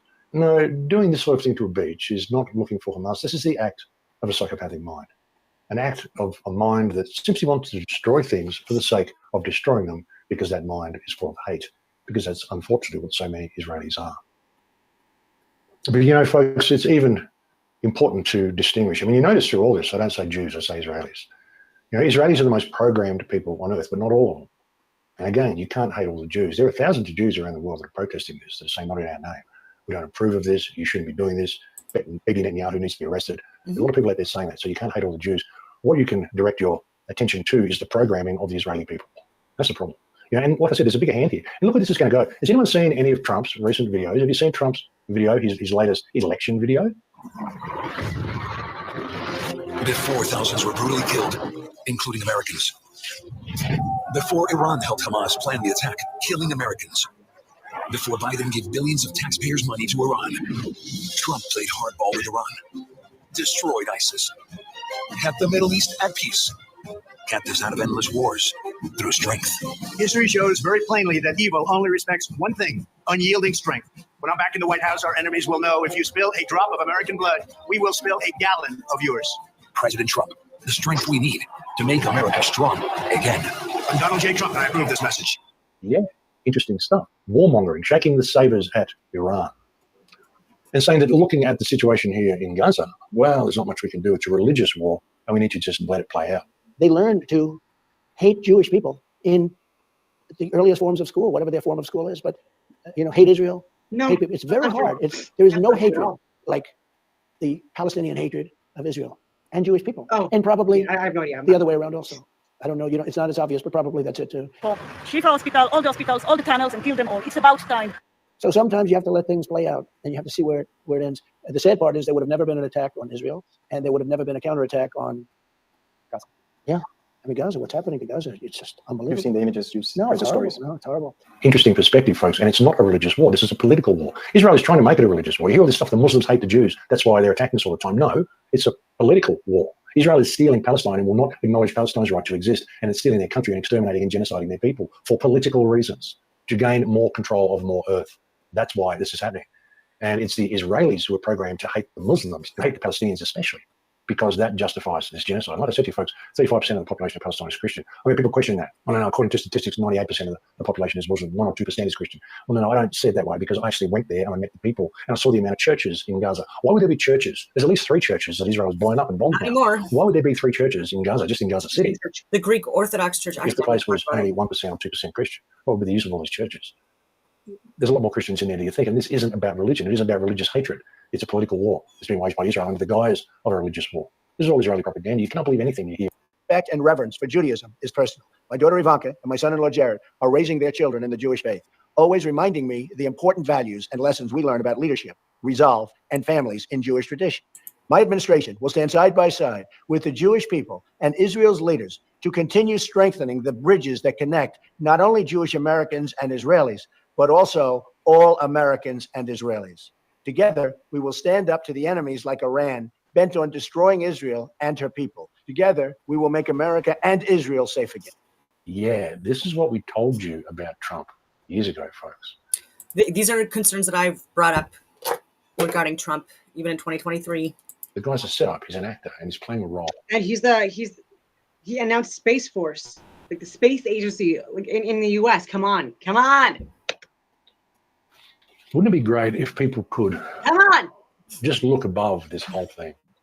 I mean, sure, it's difficult to pull yourself away from the hardship of the Palestinian people, and we do need to keep some focus on that. We do need to address this, but we need to see how this is being used as well. You know, like I said, there's The firstborn male, 2 years of age and younger, and so yes, there's parts even in the book, even in the Bible, that promotes that as well. So that was one video I'll show, because I did a lot of videos on this.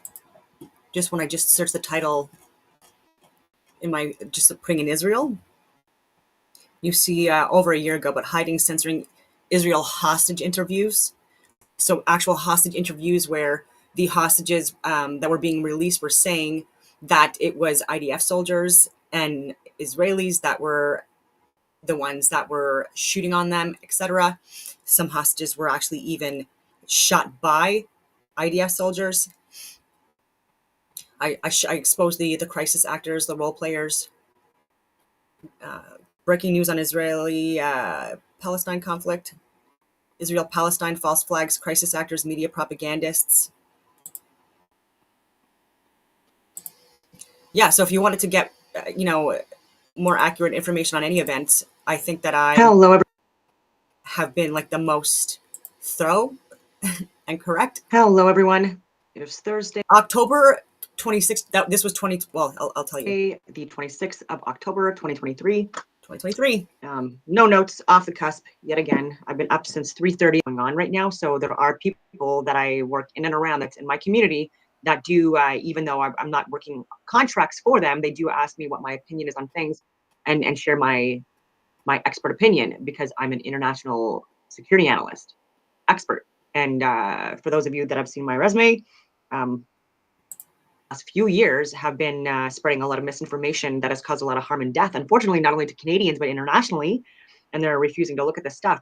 And so I do talk back and forth with Jeremy McKenzie, who is someone who has been vilified and character assassinated on social media, because we're in Canada right now, we're going through, and he's people that don't actually know what they're talking about, autism and things like that, clearly, because he already fled Canada, like I've said before, and that's not to insult him by any means, to spread this information within Canada to Canadians, right? And I would argue that the further you are removed from the situation, like the less impact you actually have, which is why I always want it to be boots on the ground, leading from the front, just like the shirt and Hank Swank 68 on Rumble. And so I highly encourage people to take a look at this person's work. But that's all it took, because so many people are on October 7th, they all just left. And then, of course, let in. Sorry, I'll back up. Managing to get out. So the dollar vigilante? Something seems to... Again, I don't know this guy's work. I'm going to take a look more at this. I just looked at this video, and I'm watching it with you now. And everywhere. But all of a sudden... I'm literally still on a strike on YouTube right now. And that's my third or fourth if I get a third strike. Going on has been a plan by the globalists, and probably with a little help from Satan. It's been going on for actually... I am not a religious zealot, and it's still, and pre 9/11, their stock in the military or the Minister of Education. Instead, people that don't mimic and flag policy implementation, and even in Europe, what's going on now with that, woke up and didn't buy into this stuff and just shut off our freaking TVs. We wouldn't hold evidence. The RCMP or the people that are investigating shouldn't be like, oh, okay, well, it's not giving evidence, so we don't have any evidence. No. Would they do that with anyone else? Helen Bruce has another open trial hearing on Huntmar in Ottawa because of being a literal hero and sharing information about adverse side effects within the therapeutics and risk as a detective over 20 friggin' years in, and being character assassinated within, and her career, they're trying to destroy her career, dishonorable conduct, all that bullshit. because she had to go above her chain of command to give the scientific, medical, and government data. We were all and impacted by these therapeutics, or of this plan that leads up to this. You're here now. I emailed Brenda Lucky, who was the head of our CMP. You know, oh my God. Yeah, totally is. And actually, I'll get into all the sort of spiritual angles on it as well. But obviously, this was a false flag. This is indisputable. The most guarded area on Earth, 5-mile stretch, where Israeli soldiers are told not to even move their eyes or blink much, watching a wall. And on October 7th, they all just left. And then, of course, let in a few hundred guys on paragliders. It was the most, you think with the budget these guys have, which is like trillions of dollars, they could do a better job. I'm sharing this information, and I keep on cutting him off. I'm so sorry.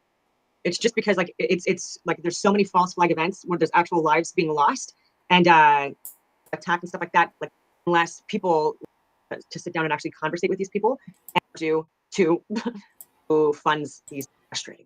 Because what do you do with that? Countries, because it's not escalating enough. Just got these people out, help, let them get healing. Like within Canada, within the US, within Australia, New Zealand, very close allies, close information, and to all levels of government. And they knew that most people would just fall for it, and they did. Although less and less, and more people are waking up. So yeah, they had their guys on paragliders come in. They said they killed everyone at a concert, which turned out to be really not true at all. Said they beheaded a lot of babies. Total lie. It's all been proven to be a lie. I'll get into that in a second, by the way. Said they raped a bunch of people. No proof of that, no evidence. In fact, the amount of people they said died is way less. I'll get into that in a second.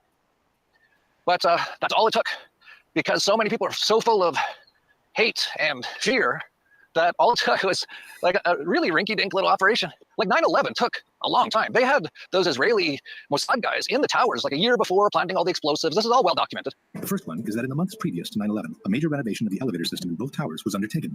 From the March 2001 issue of Elevator World, we read, Ace Elevator undertook what was perhaps one of the largest, most sophisticated elevator modernization programs in the industry's history at New York City's prestigious World Trade Center. No one is suggesting that this company had anything to do with the possible planting of explosives, but such an extensive renovation process would have certainly provided the cover for a special team to access the internal structure of the buildings at any given time. Just like training exercises a few months before Nord Stream 2 was blown up, and even Seymour Hersh like showing proof, and myself that this was that it was NATO involvement. Secondly, the movement of heavy equipment on floors that were supposedly empty was noticed in the weeks leading up to 9/11. Scott Forbes worked for a financial institution on the 97th floor of the South Tower. It must have been at least 4 to 6 weeks before 9/11. It was like rebuilding work going on upstairs. The tenants, the people from Aon who had been removed somewhere else, the offices were just vacant. And there was a lot of heavy machinery building work going on. It was almost like pneumatic drills and lots of hammering. But even with 9/11, they didn't even use any planes. There was no planes above. There's no planes in New York. There's at least there was CGI planes that were also implemented. There could have possibly been an aircraft. There's still strong evidence for that as well, but it possibly could have been a military one. See, it did not make a tower fall. That was controlled demolition. Mainstream media video. Yeah, I've been calling this shit out like for friggin' years, only because people within my network were not listening. And so what other option did I have, right? Like this is stuff where like it needs to get out because lives like can be saved or informed consent can be enacted. So there's just a good point about Jeff Berwick. Do you believe in the crypto scams? I do believe that there is a bit of a scam going on with that pyramid scheme. Claiming to be an anarchist, he calls it anarcho-capitalism, but anarchy is not political and is never pro-capitalism. That's all true. Yeah. So I talk about the political spectrum and the levels of control like that a government has within that political spectrum within societies.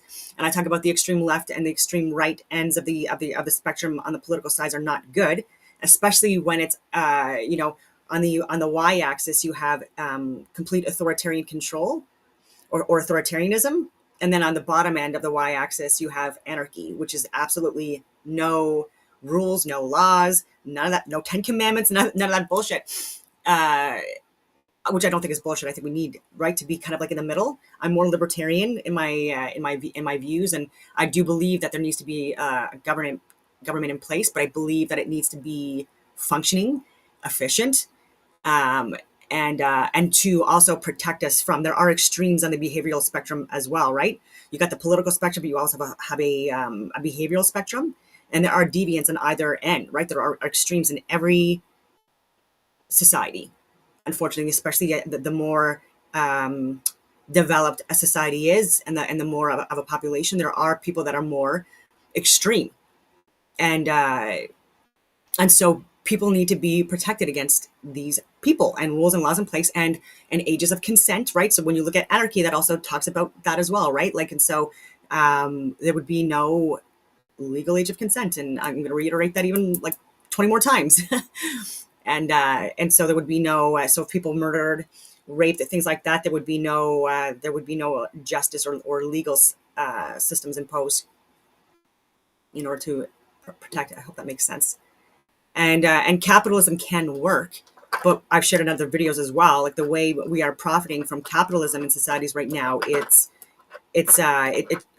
based on things like war and us being sick and controlled, like weather modification, geoengineering, all this other stuff as well, and false flag events, propaganda, and all of this stuff, instead of things that would be useful and beneficial to humans and our resources and the earth. Yeah. There's no plane. That's obvious. It was like a garbage fire. And obviously the most secure building on earth, the pentagram. That was not a plane. And it is a pentagram, by the way. Did you ever notice that? Are you starting to wake up? Yeah, right at the last minute. That doesn't make it evil. Good. We've been waiting for you. There's no video of a plane hitting the pentagram, although they did release 3 frames. Yep.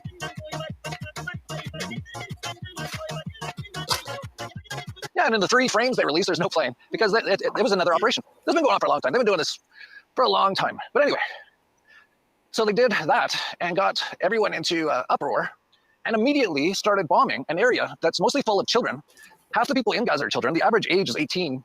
They've been living basically in a concentration camp their whole lives, which is rather interesting considering it's the Jews who have the Palestinians in a concentration camp for not just a year or two, for like 50 years or more.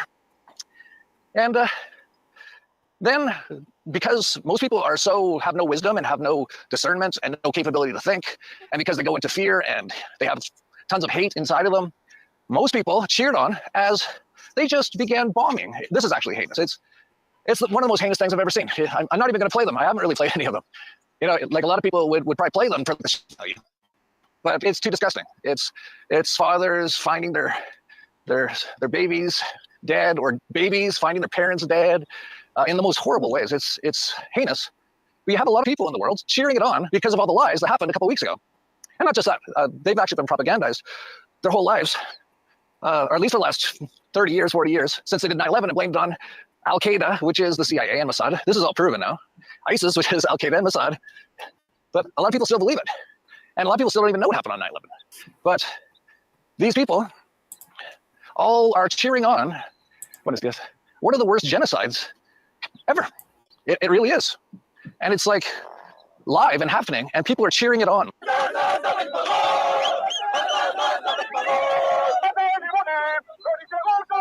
Let's go look at that. Like, if you ever wondered how evil things happened in history when you hear about them, and you wonder why no one did anything, and why a lot of people even cheered it on, well, now you know.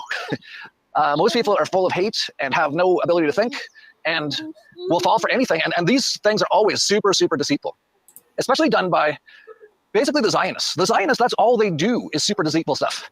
I think that's like Mossad's slogan, is through deceit we do war, or something, through deception we do war, or something like that. I think that's pretty much their slogan.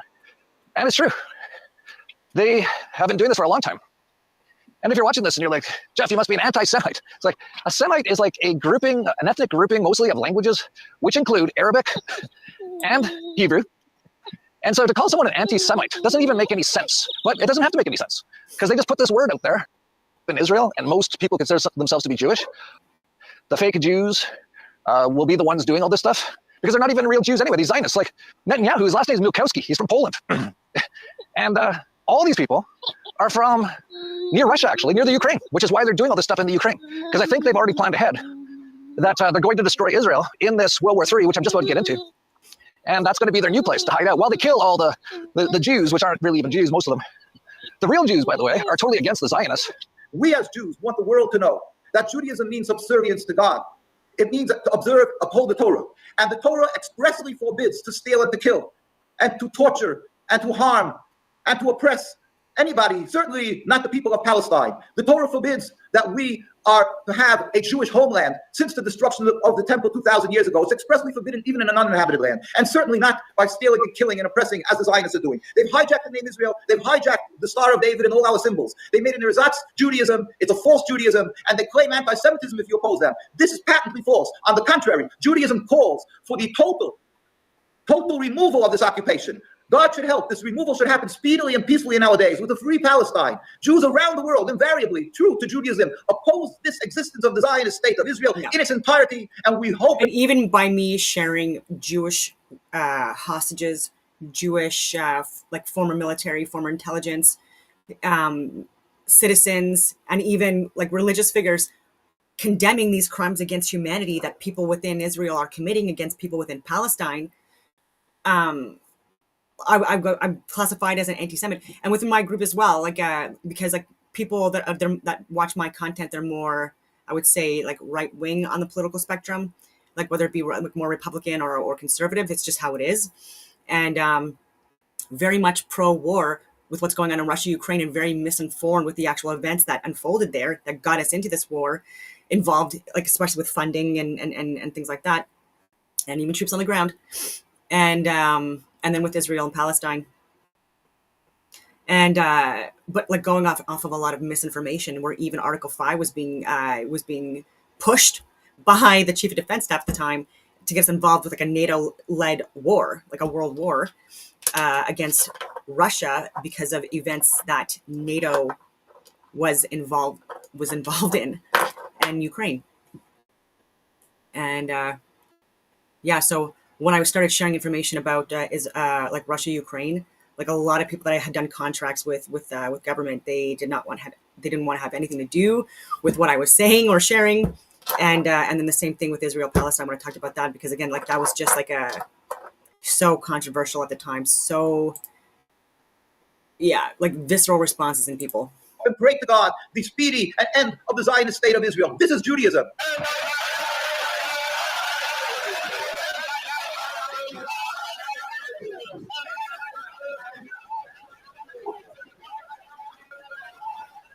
But while so many people are so focused on what's going on in Palestine, which for good reason, it's heinous, it's super evil, but it's all actually just part of a plan that is just about to go to the next phase, which is to start World War III, which is what I've been talking about. I've actually been talking about this for a long time, because this is what the banksters do, the Zionists/banksters/Jesuits. There's a whole bunch of them, a whole bunch of names they use for themselves, but they're all snakes. They're all super evil, and they want this to lead into World War III. And now what's going on? You have the U.S. sending all their military over to the Middle East, and who else is going there? China.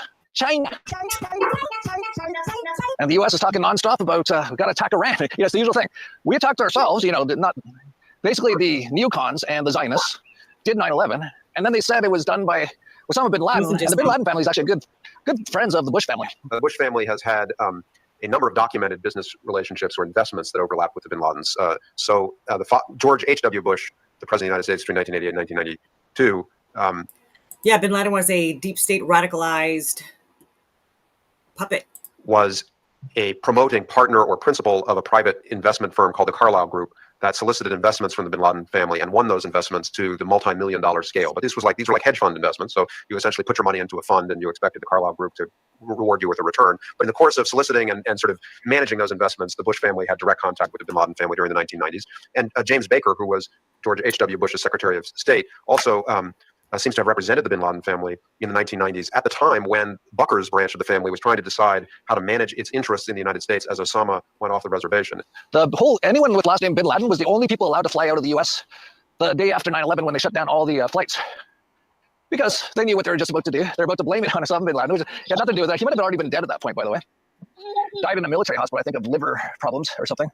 So yeah, so they said that, and then they said, well, we got to attack Iraq, which is like, what? But just days after 9/11, General Wesley Clark, got called into the Pentagon and was told their whole plan. This is just days after 9/11. So I came back to see him a few weeks later, and by that time we were bombing in Afghanistan. I said, are we still going to war with Iraq? And he said, oh, it's worse than that. He said, he reached over on his desk and picked up a piece of paper. He said, I just got this down from upstairs from the Secretary of Defense office today. And he said, this is a memo that describes how we're going to take out 7 countries. There were propane people that came and filled up the tanks. So in 5 years. Starting with Iraq and then Syria, Lebanon, Libya, Somalia, Sudan, and finishing off Iran. I said, is it classified? He said, yes, sir. I said, well, don't show it to me. Yeah, they already had it all laid out. The Patriot Act, which was like bigger than a phone book, which takes away rights from people, was written well before 9/11, and it came out just right after. Just like, oh, well, this happened, so we're going to have to like take away all your rights. Joe Biden was quite involved in helping with the Patriot Act, by the way. So then they go to Iraq, and they end up killing 500,000 Iraqi children because, you know, Osama bin Laden, who's a Saudi, flew some planes into the World Trade Center with guys with box cutters, many of whom are still alive, by the way. They're still pissed. They're like, why am I on like documentaries about how I was a terrorist? Like a lot of them are like pilots in the Middle East and stuff. A lot of them are still alive because none of it was true. But anyway, they used it as a pretext to kill like 500,000 children in Iraq, to which Madeleine Albright, you know, thought really hard about it for a second. And yeah, I think it was worth it. We have heard 500,000 children. I mean, that's more children than died in Hiroshima. And, you know, is the price worth it? I think this is a very hard choice, but we think the price is worth it. So what's happened here? They did a false flag just like on 9/11, and a whole bunch of lies and war propaganda just like 9/11, and then they are just still to this minute bombing everything in Gaza. It's like a little 5 square mile area, and they've been bombing everything. It's kind of funny. Well, not really funny at all, but you know, you got to kind of just look at the humor in some of this. Is they did the whole psyop with that one hospital bombing, and they put it all over the mainstream media, and they did that to rile people up and get everyone to pick a side. And it's sort of like a lot of these news organizations are coming out now saying, yeah, we found all the evidence, it wasn't an Israeli bomb. While they're saying that, Israel has bombed almost every other hospital in Gaza. Here's every hospital Israel's bombed in the last 10 years.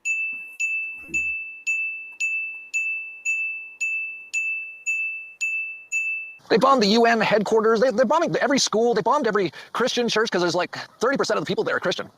But you got all these people, especially Christians, cheering on the Jews as they bomb all these Christian people and bomb their churches. Some of them are like thousands of years old. Schools.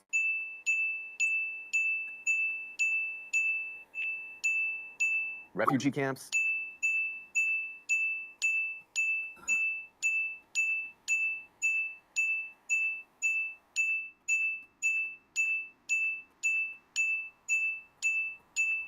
But this is how it works. The Zionist cycle. Fake a major attack, gain people's sympathy. It's not like I would say an extremist, right? This is also like he's saying it as well, but it's not. This is not like the fault of Israelis or Palestinians. Like there are a lot of people that are caught in the crossfires of individuals that are corporatists, currentists, and or working within the government, specifically there to control the narrative and stuff like that, and create these false flag events and lie to us. 3. Sympathy through exaggerated statistics. Compare events to past atrocities like Holocaust and 9/11, which the Zionists did, and actually the Holocaust was mostly made up by the Zionists as a lie. Use this to justify an invasion of the enemy. Total annihilation of an innocent enemy. Truth starts to come out. Anti-Semitism rises. What do you do next? Fake a major attack. Yeah, and that's what we're starting to see too. A lot of people just attacking Jewish people all across the world. These people had nothing to do with anything, but that's what they want.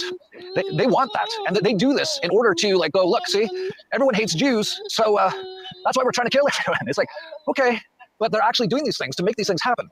Yeah, it's all about lies and propaganda and using what happens afterwards as pretext for doing more evil things. But at the very beginning of this video, we actually had a great clip from William Cooper, who died just recently, unfortunately, like in the last year or so. Of course, because he had been predicting all this stuff, and it just seems to work out that way a lot. But yeah, he made an error, but like quite a bit. Could also be Alex Jones. He's been talking, or had been talking, wrong one, never mind. About where. Remember the 5th of November. Bill Cooper was killed in his own home. February 5th, 2001, a couple months after 9/11, and he was calling it out. This was all leading. He had been talking about this since like the 70s and the 80s. What role in the Middle East again does Israel play in this? Israel was created as the instrument to bring about the Battle of Armageddon and the fulfillment of prophecy. See, this is like where we disagree. Like I'm not into the whole like religious thing. A war that would be so terrible. I'm spiritual. I believe there's a God, Allah, Yeshua, creator, divine being, or multiple. I don't, but I don't believe in all this stuff. Where nuclear weapons will be used, so that the American citizens and the other people in the world will get down on their knees and beg for no more war. And what is the answer to that? They're going to be told the only way we can guarantee no more war is if we destroy sovereignty of nations. This is sparkling water. Come together as one humanity and a one world government. Right. And I'm telling you, unless the American people wake up and stop it, starting in about 1996, the Battle of Armageddon will become reality. I think in that video he said this all started by like the late 90s. Well, he was pretty close to right. It started in 2001 with 9/11, which was done by Mossad and the CIA. And yeah, it's all leading towards this. They want to play out this prophecy stuff, which, you know, it's quite incredible. They've got everyone like, kind of believing that this is all like from the Bible and stuff, but they're actually making it happen on purpose to bring in their New World Order, one world government. Basically, they're going to do, and here's a prediction for you, and this is a super easy prediction. I've been making these predictions for a long time. This might be my easiest prediction I've ever made. There's going to be a major false flag attack, or at least something that they make happen. That's going to be quite massive. It might be something to do with the military, I'm getting the sense. They're sending them all over there now. All it will take is the sinking of one U.S. ship, and it'll be full-on World War III, and people will actually be demanding it because a lot of people... Again, maybe not, because if you look at the USS Liberty incident that I've talked about in previous videos, that specific incident was not enough to get us into another war. So U.S. have been under mind control their whole lives. They think the U.S. military is there to protect them. The U.S. government, the U.S. military is the same as the Israeli government and the Israeli military, and Mossad is the same as... October 2023, I was talking about all of this stuff. CIA. They do everything against their now own people. Finally coming out. There are people within that do, not the entire organization. Don't take the baby out with the bathwater. People in the military don't even realize it, of course. Most people don't even realize it. They think they're fighting these good wars. No, they're bankrupting the U.S. All in my book, by the way, and it's all happening. Yeah, the controlled demolition of the American empire. Wrote it with Charlie Robinson, came out a few years ago. It actually was a bestseller somehow. I don't know how, but most people haven't heard of it. But I said all this stuff was going to happen because it's all a plan. And so, yeah, I expect some major development now to happen, especially as people are starting to wake up to all the lies about what happened on October 7th. You're starting to see people across the world starting to wake up to what's going on, and they're all doing marches for Palestine. Yeah, you're not really seeing any pro-Israel anything anywhere, and you're seeing across the world, like millions upon millions upon millions upon millions of people in every country almost, saying they're with Palestine on this. And that's a good thing, but they actually also don't realize that this is all meant to... They're doing this because they're afraid of another world war, like 9/11. Netanyahu, who's the current leader yet again of Israel since my friggin' birthday of last year, which is annoying.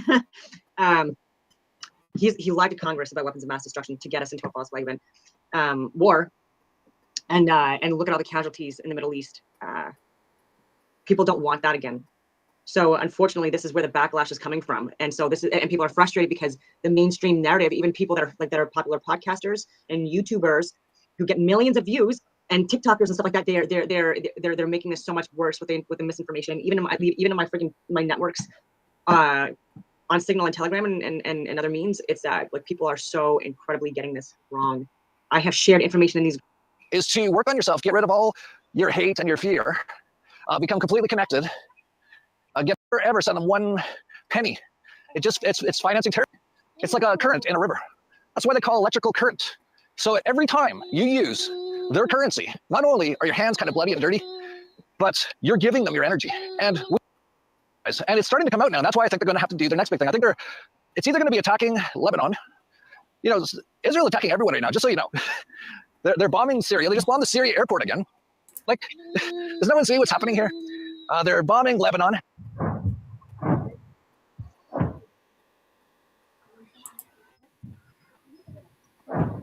And they're saying it's because those people hate them. It's like, why would those people hate these Zionists who keep attacking them and killing them? Like, for all the Christians out there, look at what's been done to the Muslims in just the last 30 years. Almost all their countries have been bombed, millions of people killed, millions of children killed, all by these Zionists, which basically control the U.S. as well. So he's saying, like, I don't, like, blaming on Zionists, like, again, like, I don't follow that path of or that train of thought. The U.S. and Israel doing most of these things.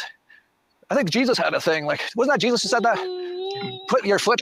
I also believe that Jesus is a representation of the sun, our literal sun, that is within the dome, just like Horus, just like Krishna, just like Mithras, just like Dionysus, like there's and the moon is a representation of Mary. In someone else's shoes or something? What? Electricity, magnetism, dielectricity. A mile in someone else's shoes. Just think for a moment, if you're a Muslim, how angry and how most of the places where the people who are Muslim live have been systematically destroyed and killed. Yeah.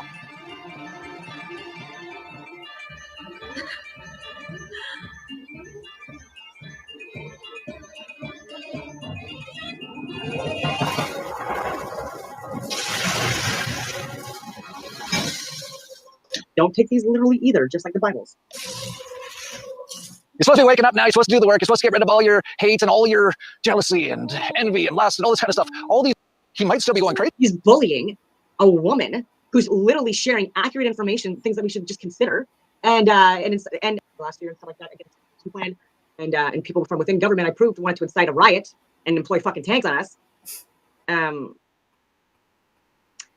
He doesn't see the hypocrisy that he's refusing to look at alternate facts than what he's pushing, and he doesn't see the hypocrisy in that when he was pushing and saying like, I don't understand why people are not talking to the unvaccinated people. I don't know why people are considering, you know, how amazing I am as a person. Like, look at all my credentials and qualifications and blah blah blah blah blah. And I'm unvaccinated, and these are the very strong. And you're also right now wrong.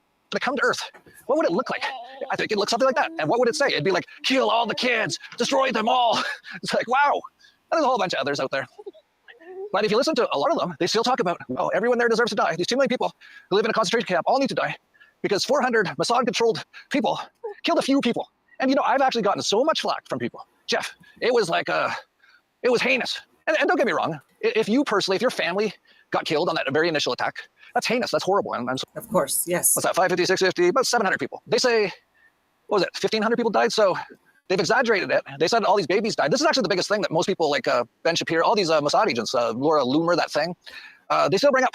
It's like, well, we got to kill them all. They beheaded babies. It's like, there's no beheaded babies. Just like there was no Iraqi soldiers taking babies out of incubators before they attacked and killed 500,000 Iraqi children. They took the babies out of incubators. Took the incubators. Gulf War started because of that. Lying, this is C-SPAN lying to people in Congress, right? So that's lying under oath, just like Netanyahu, and I've already shared that video footage too. And let the children to die on the cold floor. But now they're doing the exact same playbook they did with... Sorry. So anyway, yeah, both sides should just realize that how everything about that original attack, we're finding out more and more, is not true. And this actually came from the Israeli government. This is their stats on who killed during that attack. People aged 0 to 3. 0. Yeah, 0. 0. Yeah, what the concert? I think some people did die, and maybe it was like 300. But anyway, like not to make light, but this, let me do the math here. Just quickly in my head, 300, 250, 100, what's that, 550, 650, about 700 people. They say, what was it, 1,500 people died? So they've exaggerated it. They said all these babies died. This is actually the biggest thing that most people like Ben Shapiro, all these Mossad agents, Laura Loomer, that thing, they still bring up. It's like, well, we got to kill them all. They beheaded babies. It's like, there's no beheaded babies, just like there was no Iraqi soldiers taking babies out of incubators before they attacked and killed 500,000 Iraqi children. They took the babies out of incubators. Took the incubators and let the children to die on the cold floor. But now they're doing the exact same playbook they did with Iraq, with Syria, which is all lies, weapons of mass destruction. When are you going to apologize for the million Iraqis that are dead because you lied? You lied about weapons of mass destruction. You lied about Gaddafi 9/11. You lied about Iraqi destruction. You said people were You said people were one person dead. You lied. You lied about Gaddafi. A million Iraqis are dead because you lied. One person dead because you lied. You need to apologize. Apologize. So in Iraq, they had Colin Powell, total evil house Negro, just doing the bidding of his Zionist masters, lying about weapons of mass destruction. They all knew it was a lie. George W. Bush, still to this day, it's his biggest comedy routine, is saying, no weapons of mass destruction over there. Nope, no weapons over there. Maybe under here. Meanwhile, they killed 500,000 children. Then in Syria, they tried to say Assad was gassing his own people. No, it's been proven now. It was CIA and Assad who actually did the gassing and killed the people in Syria. People didn't fall for it as much, though, so Assad's still there. They've been trying to take him out forever. Like, talk about one of the sort of heroes in all this. Like, he survived all this. They're attacking them daily, like for years. And he's still there. But anyway, that's the old playbook, right? So I was sitting there thinking, when are they going to bring out the next part of the playbook, which is, you know, they've got weapons of mass destruction. Well, I didn't have to wait long. This is material which was found on the body of one of those sadistic villains. It's Al-Qaeda material, official Al-Qaeda material. We're dealing with ISIS, Al-Qaeda, and Hamas. This is what we're dealing with. And in this material, there were instructions how to produce chemical weapons. It speaks about arson, and it speaks about various chemicals that come out and they love showing fake props. Produce chemical weapons. Simple as that. Yeah, so these 2 million kids in Gaza that are all super evil and have nothing. They've lived in a concentration camp. They barely even have like anything. They have nothing. They're not paragliders either, by the way. Does anyone ever look into where those paragliders came from? They don't have those in Gaza. You can't find them in Gaza. You can't bring them in. The tunnels are too small. That's not how they got in there. But you can bring pieces in a tunnel and build it on the other side too. So again, like not everything is accurate. Yeah, so these kids in Gaza are now, it's open. You know, they're making weapons of mass destruction now. It's the exact same. But this one's like so unbelievably obvious and fake. Like for example, he holds up a thing, and it's a first of all, it's like got gloss on it. Like they had it made up at like a local Kinko's or something. Those places still exist. Or Office Depot. It's like laminated, and it says right on it in English, Al Qaeda in like all caps. And he's like, look, it's Al Qaeda stuff. Al Qaeda is Mossad and the CIA. You don't think there's going to be blowback against Israel if you get into bed with a group like Nusra Front? No, I don't think so. I don't think there's going to be blowback. Why? Because I think that unfortunately the rules of the game in Syria are such that you can do anything that is not possible to be done anywhere else. Yeah, I think people said that in Afghanistan too. Would you also treat Hezbollah fighters? No. I would not treat. Not just contradicting what you told me. No, I'm not contradicting. But humanely treating your enemies. No. I think as far as Hezbollah fighters are concerned, well, then we have a different account. So let me be clear, you're happy to treat Al-Qaeda fighters, but not Hezbollah fighters? We have a different account with Hezbollah, a totally different account. Because Hezbollah has carried out the type of actions against us which preclude us from going into what the Al-Qaeda has done. Al-Qaeda, to the best of my recollection, has up to now not attacked Israel. Like this is, if you don't know this, you're too stupid. Go back and try again. Go figure some things out and then come back to me, okay? I'm the advanced level here. Sorry, I've been doing this for 15 years, trying to tell people what's going on. If you don't know that, go look at it. Hit stop, put your little comment, he's stupid, and then go actually find out the truth. And then when you find out the truth, never come back and say he was right, because, you know, you wouldn't want to actually do like the right thing for once in your life, admit your stupidity and your ignorance. But anyway, so he holds up this thing, and it's like Al-Qaeda, all caps. And he's like, look, this is a manual for like making bombs from Al-Qaeda. Really? What they found, you can actually buy on Amazon. It's a book. The Provisions of Jihad in Islam category. Yeah, it's a new Mujahideen warrior kit. Gun, ammo, laminated version of nuclear bomb plans in English. Can't make this stuff up, can you? Pure comedy. Too busy laminating the paper while bombs going off. This is worse than the passport surviving 9/11. Yeah, meanwhile, they're bombing everything. Also fake. The passports from 9/11 being recovered, all that high heat, all that stuff, and it's like convenient that nothing. Anyway, it's just, come on. Like it's insane and like so evil and so heinous what they've been doing. Like.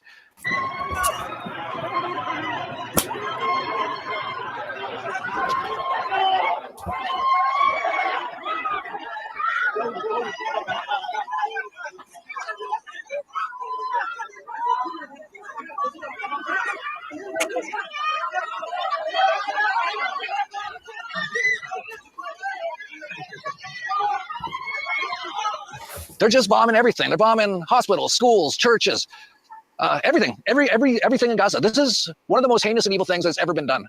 And there's been a lot of heinous and evil things that have been done. But of course, many people are cheering it on. And, you know, they listen to terrorists. All their bases are there. Let's actually look at some languages here. Here's English, Arabic, and Hebrew. You know, just translating these things. I can't translate the Arabic for you because I don't read Arabic, but English, school, Hebrew, Hamas base. In English, it's called hospital. In Hebrew, it's called Hamas base. In English, it's called a mosque. In Hebrew, it's called a Hamas base. There's quite a few, actually. It seems the Israeli, the Jews, the people who speak Hebrew, they have a very limited language. You know, Eskimos have like 50 words for ice. The Israelis have one word for everything in Gaza, Hamas base. So they're pushing towards World War III, and this is your district leaders, your mayor, site on my videos if you want to, and or give questions and debates, and not allow organization. Not true at all. But there are people who is good for our economies, and again, we're not and because they're profiting off of it and getting profit like any country. Don't hear him saying anything about Hamas now. Hamas is a Mossad operation, just like ISIS, just like Al-Qaeda. It all is.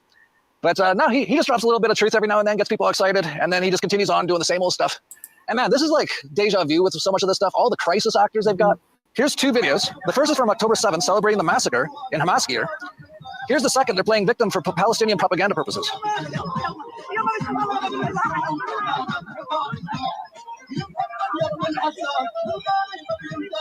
I've shared so many repeat actors too, like even like a couple weeks ago.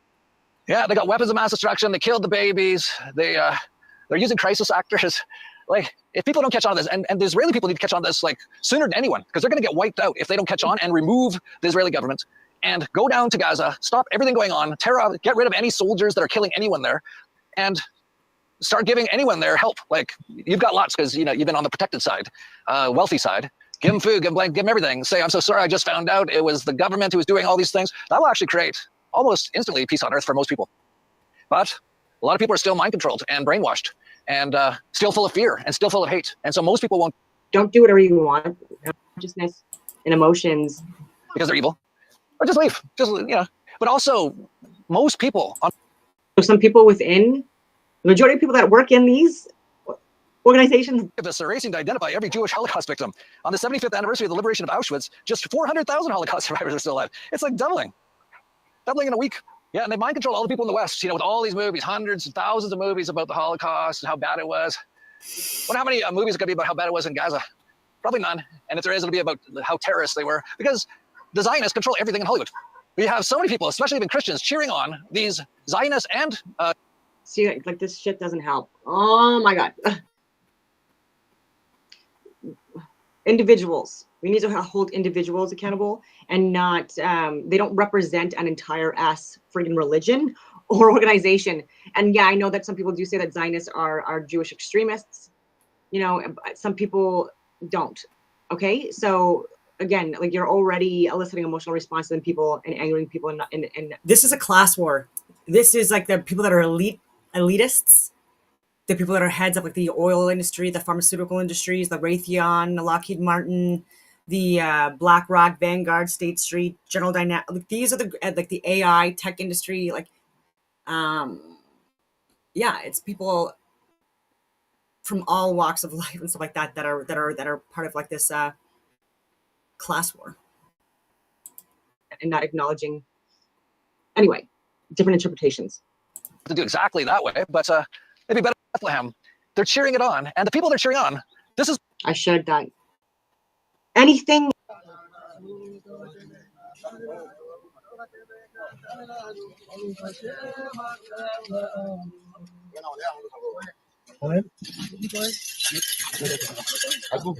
Yeah, there's only one sort of. Yeah, they keep talking about these Muslim terrorists. There's only one religion that I know of that actually has in their like their Bible, their Torah, their sort of stuff. That's not true. That if someone doesn't believe in your version of what this 3D video game is, you should not only kill them, but kill all their women, kill all their children. That's what some of these people believe. And this is some of the people that people. That's what extremists and crazy people believe. Just to reiterate. People are cheering on right now. It's incredible.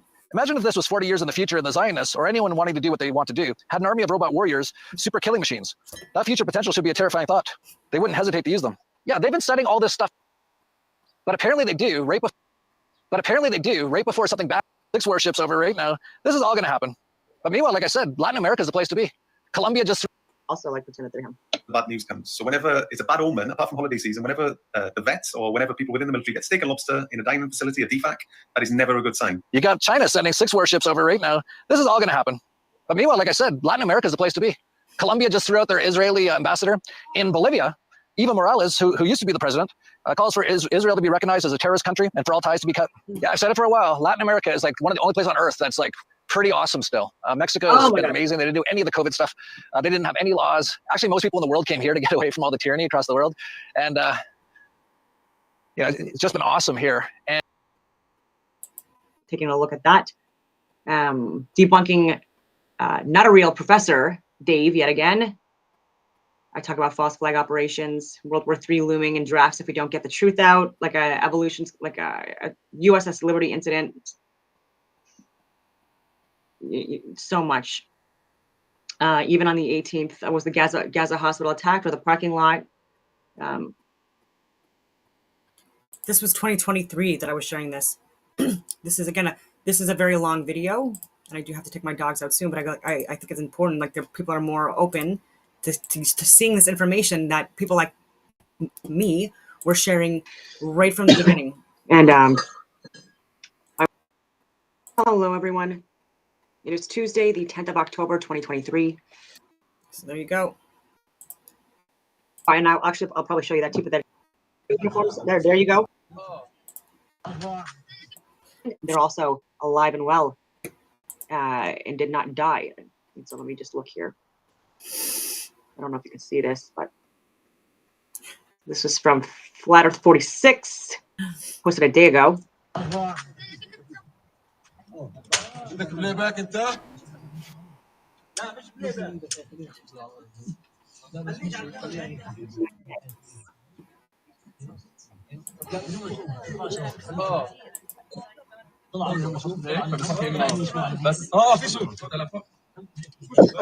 The uniforms.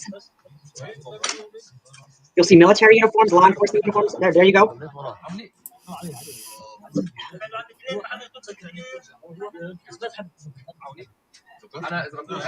And there are now, and I'll probably show you that too. But there's now even military that dressed up as cops allegedly at the Freedom Convoy. I'll say allegedly. So I'll just back up. So there's at the Freedom Convoy. I actually looked at that video because I did share proof that we had military. And Brenda Lucky is actually the one that would recommended that the military dress up as law enforcement and go into the crowds during the Freedom Convoy. Yeah, crisis actor. So there was also media towers being blown up. As I was scrolling, I shared that information. Wild, and I shared the actual article that she's showing here. I actually shared the link to the article too, the real one from May of 2023. 21. Caught my attention, and it was the fact that media offices and media buildings were being targeted in Gaza.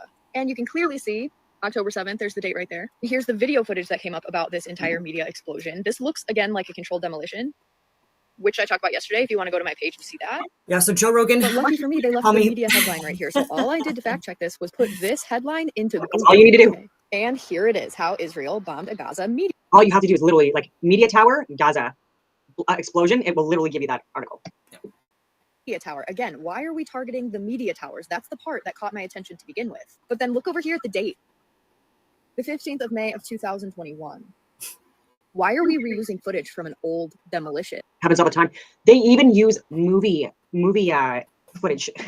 And I've shared that as well. This is all over the friggin' world. This stuff is happening. And again, you want this to be something that elicits and triggers another friggin' event. And look what happened after friggin' 9/11. And again, I have skin in this game. 15 years as a fucking infantry officer. Okay, I've lost people overseas and home. Okay, and also people that who profited, like people that were heads of friggin' oil companies, the military-industrial pharmaceutical complex. Because the pharmaceutical complex is also part of the military-industrial complex, ladies and gentlemen, because of all the vaccines that we get right upon friggin' getting in, and then throughout like our military careers and with travel and stuff like that, and then the long-term care, like treatment medications that they push on people. They tried to push literally like 9 different friggin' medications on me, and I'm like, no, throughout my whole career. And I'm not saying that there's not a place for going on all these tangents, but I was throughout life, right, with PT. And if I go a few days without working out, it actually friggin' tangents up in saying that it's from this war. Now maybe this up here could explain something like. Nope. So this is a good channel. There's also what's his name? Press for Truth. That also has good videos on that as well. I can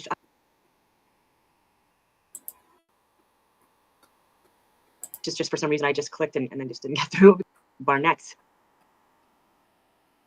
Can continue to. So this is Press for Truth. Yes, the aircrafts that they were showing at the beginning, it wasn't during. Sorry.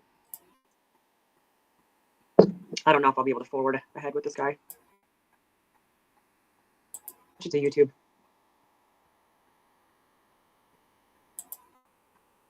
I'm going to show this one eventually too. I just want to show the YouTube one.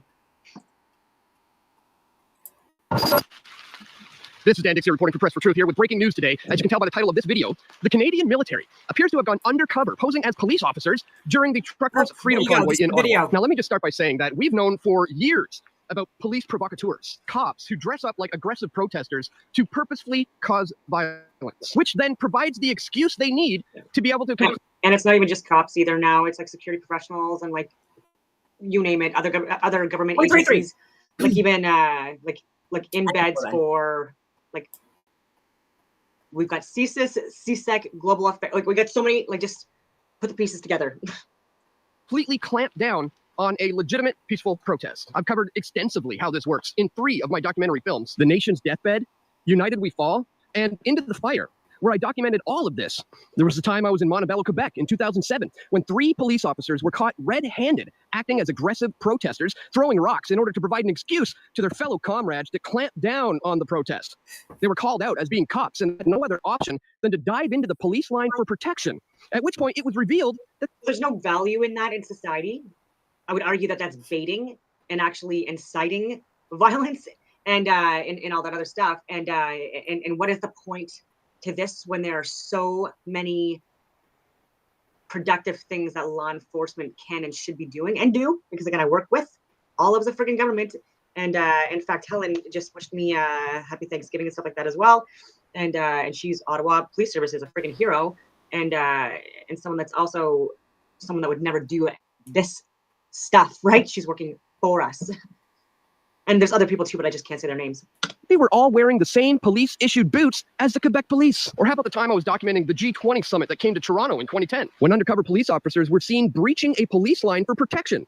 They dressed up as block rioters and they set their own police cars on fire. That ended up providing the excuse for the largest mass arrest in Canadian history, as the police then violently clamped down on yet another legitimate peaceful protest. So seeing police dress up as violent and aggressive protesters is really nothing new. But disguising the military as police officers in order to deal with protesters is a whole other level of plain dirty and criminal activity. Back in February, during the Freedom Convoy protest, the Canadian government insisted that the military would not be used or deployed in any way to deal with the Freedom Convoy truckers rally in Ottawa. However, it was revealed that Canadian Special Forces conducted flights over Ottawa protests despite military directive. Canadian Special Forces operated an aircraft equipped. And first of all, anyone that was down there were snipers on the rooftops and stuff like that. So again, there's also the Parliamentary Protective Services and stuff like that as well. But there were also in beds within the crowds that I saw myself. There were freaking drones and the aircrafts and stuff like that. I see this all for myself. And so don't. Oh yeah, and I was also talking to people that were like on the perimeter essentially, or staged and ready to go if there was anything that were to happen, which is my Marco Menichino, who's should be living in disgrace, or who actually should be in jail, Yep. He's the one that was trying to incite like a riot situation, just like January 6th. And I don't even know where I was going with this. Also using law enforcement, like a couple of guys, like not everyone, again, they were talking about tanks and stuff like that, and employing tanks. And so like, why would he be talking about deploying tanks? This idiot that's never even served in the military, nor can he even do one push-up to even pass the basic military standard. Ugh. But yeah, like he's but he had that, like they were ready to go, and I was talking to people that were even like commanding officers, and just giving information, and then people within like like other government organizations saying that this was not what you think it is. I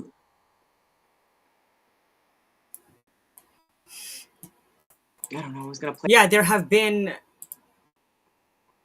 That there's like so much evidence that can be looked at, even from like people like myself sharing online, that people within law enforcement can use to investigate and start charging and arresting people from within the government. This has been like my point. There's been so much government overreach where like we're being run like it's essentially like a communist dictatorship almost, if anything.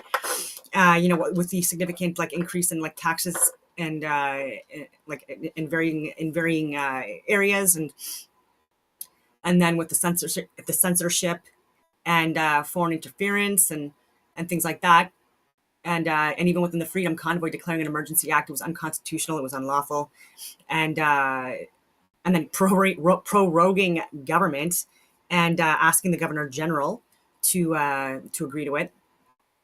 And so these to me are like treasonous. How COVID was like pushed onto us. I think that was also like there's like people that need to be investigated and arrested and charged. And people that are still working within friggin' government. And so it's been frustrating because I have been emailing for literally years on the record since 2020, 2021 to mayors, local mayors, completely shut out, and they tried to intimidate me, even though I was sharing like medical, scientific, and government data. And then all members of parliament, like with who they were calling the experts, I was sharing the information that I was showing to media and stuff like that as well.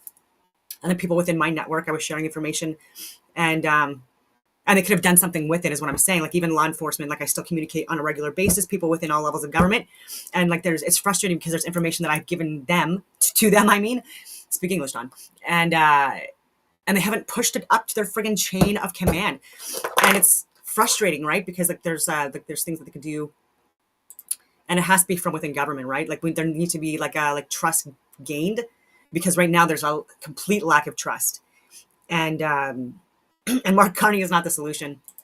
Play again, like that Rumble video. And neither are people like Bill Blair, who was also involved in the G20 summits in 2010, staging and planning. He was the chief of police and Minister of National Defense and Emergency something or other during the Freedom Convoy.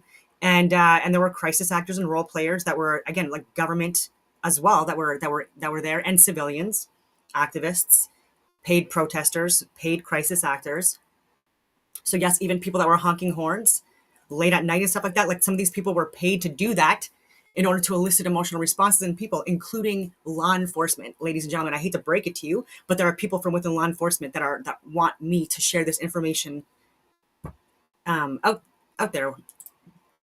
Video's still like so I am processed to play, and I have been, and I'm getting salty too, because like there are people that I know personally that have been on like Alex Jones and Sean Ryan, like these bigger platforms where these people are propagandists, control the opposition, but they have platforms where like I could get this information out, or try to, like with Joe Rogan and stuff like that. And that's again, like that's even to say that even if I went there and gave him all the proof, like what would he actually share and edit out and share to the world and stuff like that, especially the flat earth stuff that I talk about, and 9/11 Like I give a lot more proof than even Eddie Bravo, in my humble opinion.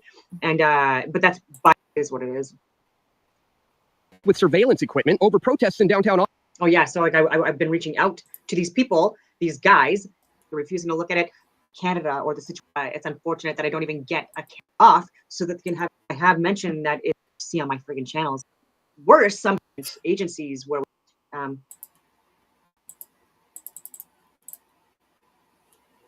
leaders reasoned that they didn't have to follow the military directive supposed to prohibit such activities. The January 27th directive stipulated that Canadian Forces vehicles and personnel were to avoid the Ottawa protest, and Royal Canadian Air Force planes were not to fly over the Freedom Convoy demonstration. But Canadian Special Forces leaders reasoned that they didn't have to follow the military directive since the surveillance plane that they were using was owned by a private defense contractor. So the illegal surveillance of the protesters was already underway for the military, but that wasn't enough for them. Yesterday, and there was drones. Like I saw this stuff for myself. I was recording it. I was showing. I was waving. You know, being nice. And so it like you should have security. You should be prepared. So like that, I'm not even that's why I've never even mentioned this here, because I just it's expected. It should be assumed, right? It's a matter of what you do on the ground, right? Like if there's like an escalation of force and stuff like that, that's done, that makes that an issue, right? Like an escalation of force or excessive. I said use of force, like excessive. During the inquiry into the merit of the Trudeau government invoking the Emergencies Act, documents revealed a text message conversation between the Commissioner of the OPP, the Ontario Provincial Police, and the Commissioner of the RCMP, the Royal Canadian Mounted Police. The two even suggested that they move the conversation to a more secure platform that doesn't create a recorded history of the conversation. But their conversation is on the record, and here's what they had to say. The conversation was between OPP Commissioner Thomas Carrick and RCMP Commissioner Brenda Lucky.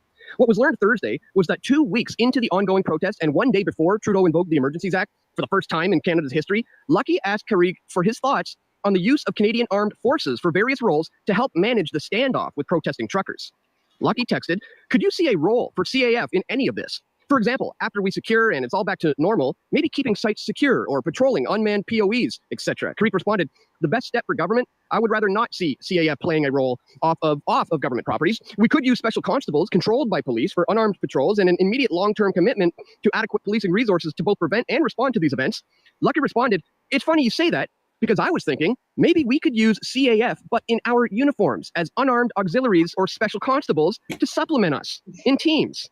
It's unclear whether or not this ever happened." So Brenda Lucky, who I've also given information to, tried to reach out to her on social media and giving her so much scientific, medical, and government data, like never gonna be. And okay, I was just brutally attacked.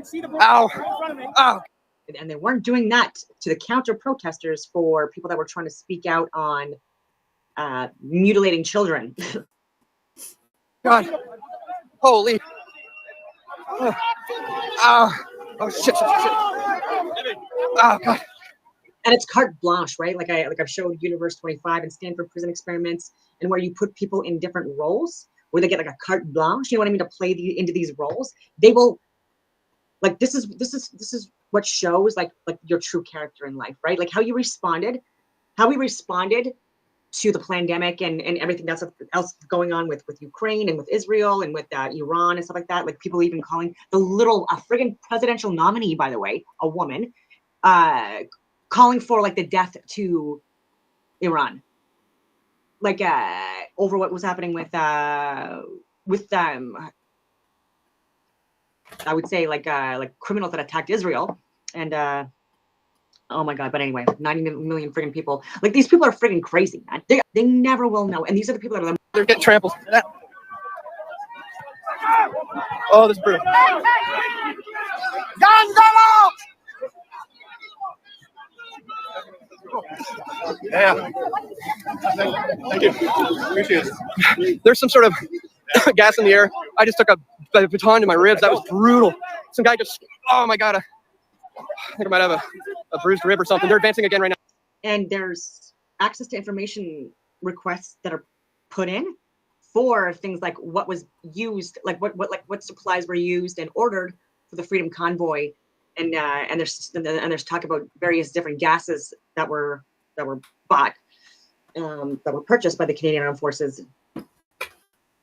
I believe it was like something like $36,000 worth of CS. Anyway. Now. Why? Shit. Told you to move quick, very quick. I gotta get out of here. Oh shit. Wow. There's nowhere else to go for these people. Holy shit. This was a peaceful protest, by the way, just to be clear. And the people that were trying to make this into something that was violent was literally people that were either actors, acting like government, and or actual government. And it is disgusting. And it was people that are pushing extreme leftist commie stuff and woke agendas and stuff like that. And they have these huge like all of this stuff, like even we're Ottawa mayor and Jagmeet, like heads up, like even our prime minister is like literally slamming like a peaceful protest with parents, like I was saying, and people that were unafraid. They don't even want to. This is why, like I'm people I know are so censored in Canada. Videos on it, like how like men who flee their countries are freaking Florida. Like I can't, people I can't mention now, like but because what are you doing in freaking what? Like I'm going on all these tangents. Like men in Canada need to actually. You need to help. Just dismissing, stepping up.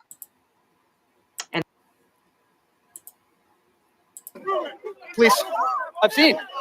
Folks, it was brutal what happened to us in February at the Freedom Convoy in Ottawa. A peaceful, legitimate protest that was infiltrated by agent provocateurs, undercover cops, and undercover military soldiers. Just like January 6th. And I even said that again, and I know I keep saying it, but like even Alex Jones and Ready, take a look at Wooz News, WOOZ as well, and you'll see all of the all the actors and. Yeah. And if you guys thought that was bad, who could forget about this? Canadian military fake. So if people knew about this stuff, and I was able to speak even before the friggin' Freedom Convoy hit Canada, or sorry, hit Ottawa, if I was, for example, on Joe Rogan or friggin', whatever, even to begin with. And so this would have been good for at people's work. The pandemic in this at all. So any of this in the area. They even went so far as to install loudspeakers that would produce wolf sounds in order to fully sell the threat to the people of Nova Scotia. And now, on the heels of being caught manipulating the public, the Canadian government just announced that they will soon be creating a new organization to use propaganda and other techniques to influence Canadians. In this video, Dan Dixon Press for Truth explains how this propaganda will work and is working, and its intended goals, and what you can do to help stop the spread of government-sponsored misinformation. A very important video to watch, my friends. If you haven't seen that one yet, be sure to check it out. Links will be located in the doubling the funding for CBC is not the way. Description below. So, needless to say, the military cannot be trusted, my friends. They use propaganda. They use fear tactics on an unsuspecting population. Okay, so I hate when people say that because, again, like of my service with the military, an infantry officer, all of that, first female Patricia officer in the history of the regiment. I like to have like the full courses and stuff like that, and badged by the regimental colonel and stuff that are in the military, people that haven't shut me out, up the ranks or whatever you want to call it, and people like Wayne Eyre, who I've even emailed personally. From secure email address and stuff like that, giving him like the medical scientific government data, the stuff that I sent to the ombudsman, like the memorandums that I was putting in place from like the soldiers, just to give him access to like what his soldiers were getting, right? Like the data, and absolutely did not, like, absolutely refused to look at any of that. Like he literally went like fitness standards, like these have, and which is unfortunate. And so like when you get leaders like this, like why is his personal evaluation reports like it's over the years, and people like that and people like me, and Marco Mendocino, into your own hands by becoming the one thing that they fear the most: a free, independent human being who is self-sustainable and unreliable. So yeah, he's some really great videos.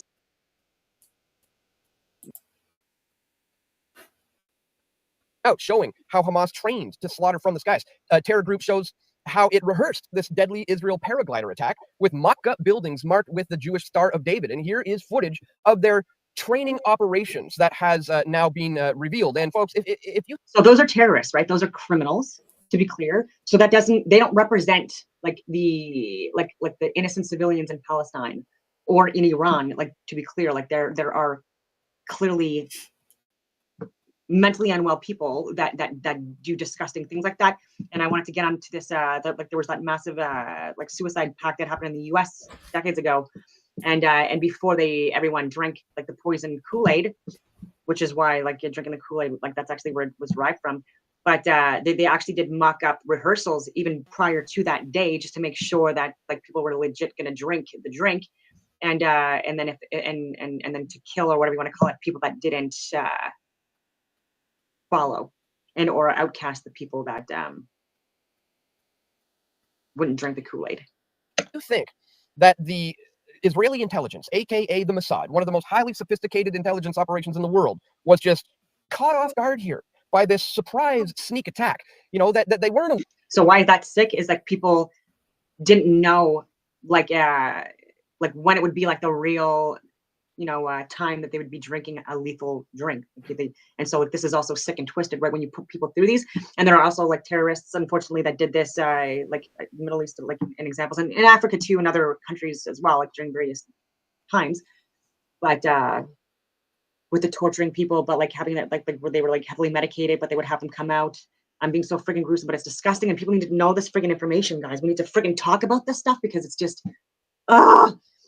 but and just pretend to slit their throats. And so like people like they never knew when it was actually going to happen or not, and this was over a series of like extended periods of time, right? And so like it's just sick and twisted what people do, and this is why it would be nice if we had people that knew about this that are actually in friggin' government, and not these low-level cops, no offense, that are going after people for low-level things when there's really friggin' big things on the go right now. Aware of any of this training that was going on, that they didn't know there was an attack being plotted over several weeks.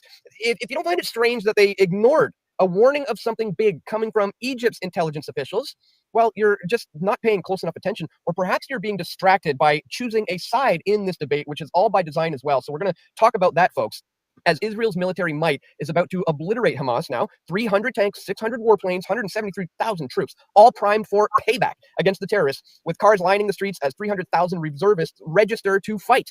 We now have U.S. sending a carrier strike group closer to Israel, and they're going to begin supplying munitions starting on Sunday. This was yesterday, guys. Today is Monday. Well, as of today, 9 U.S. citizens are officially dead in Israel conflict, according to the National Security Council, and Israel is now ordering a total siege of Gaza. The Canadian people have responded as Israel declares a all-out state of war after this Hamas attack. They say, we fear what's coming in the days. There's obviously been like significantly more alleged casualties than that, and even a Canadian 33-year-old man, last name Look, also was there and allegedly passed away as well. And his parents were talked to, but again, are these crisis actors or not? Like, I have not confirmed this. You don't see none of that stuff.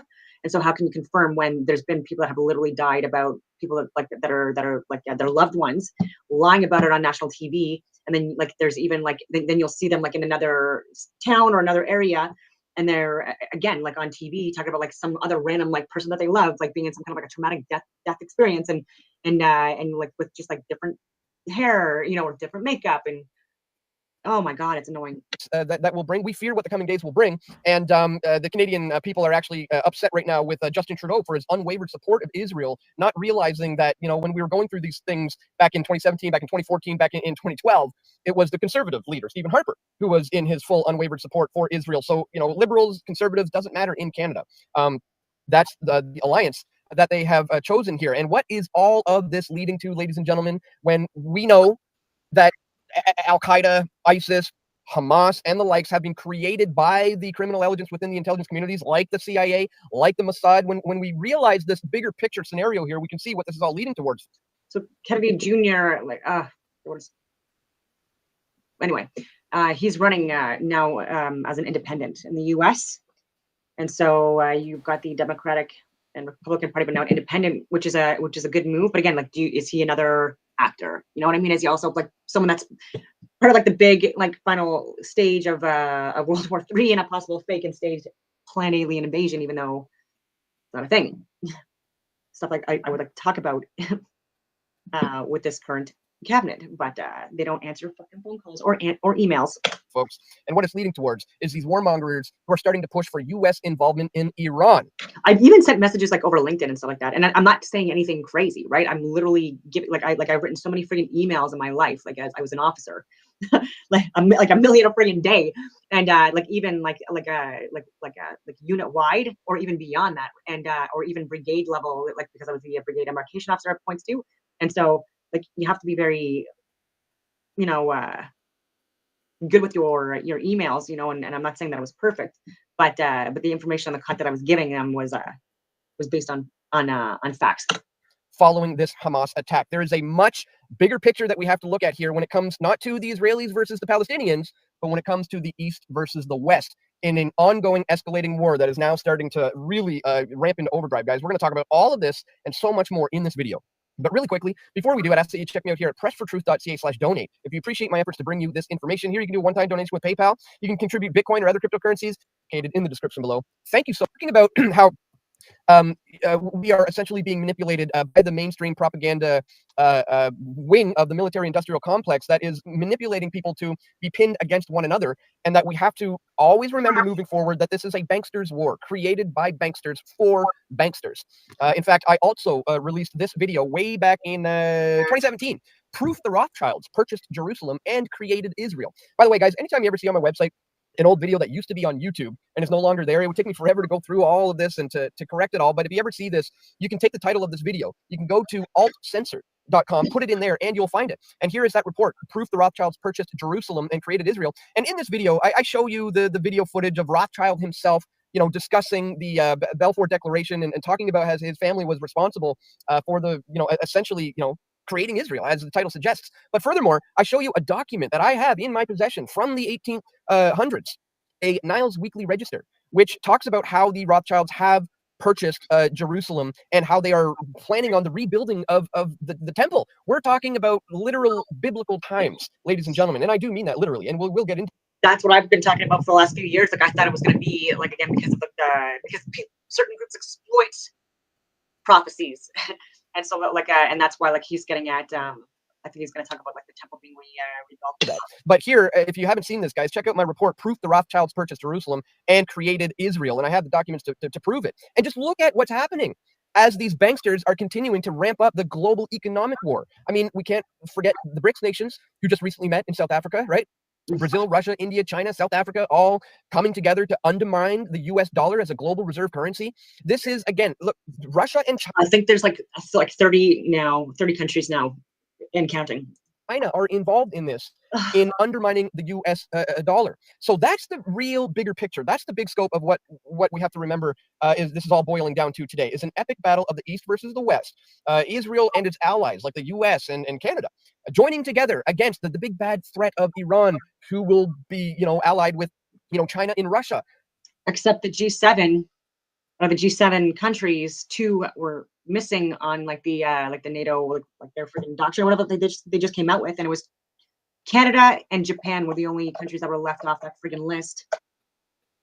Not looking good, guys. This is why I'm so salty in the last 24 hours that I'm venting on freaking social media, on live freaking on Instagram things and stories, and calling people out and freaking blocking people, fuck you, you know what I mean? Like this is your fault. It's not their fault, you know what I mean? So it's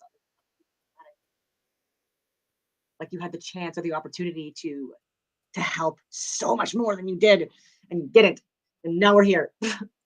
Marching into a global third world war. I don't want to sound like some sort of alarmist, but like I said, all this stuff has quite literally been prophesied in the Bible. Now, you guys may be saying, Dan, the Bible, come on, stick to the facts. Well, guess what? The fact is, the Bible is the #1 selling book of all time. Nothing even comes close to comparing.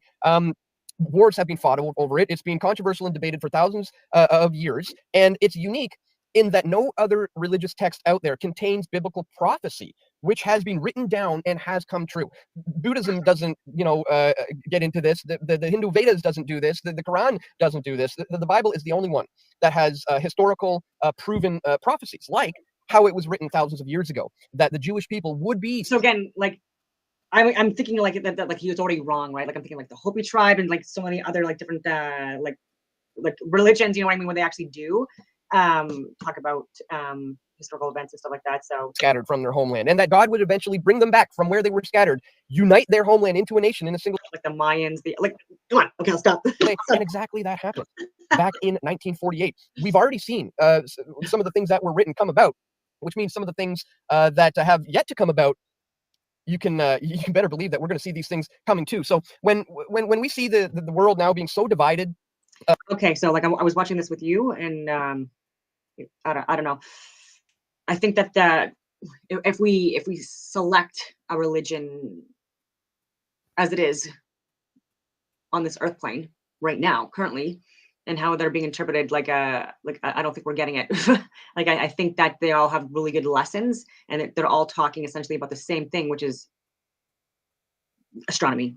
I'm sorry, not just astronomy, but also like how to be like a good person, and how to have like the most fulfilling life on this earth plane. But let me see. I wanted to because like I'm also like having people that are arguing with me about this earth being a globe. They're not giving any proof at all. I'm giving countless facts. They're not even looking at it. And it just is what it is. I'm like, oh, you're giving videos. Why don't you give publications? I did. Oh, and why are you giving out like I'm giving so much facts, like, and not just videos. And the videos I'm giving are ones that I've deemed, very interesting, and ones that you're not going to get online with your own searches. No offense, especially in Canada, and especially if you're not on a virtual private network where you can select which different countries to view from. I'm going to stop sharing this, and I'm going to share a video that I'm talking about, one that I like.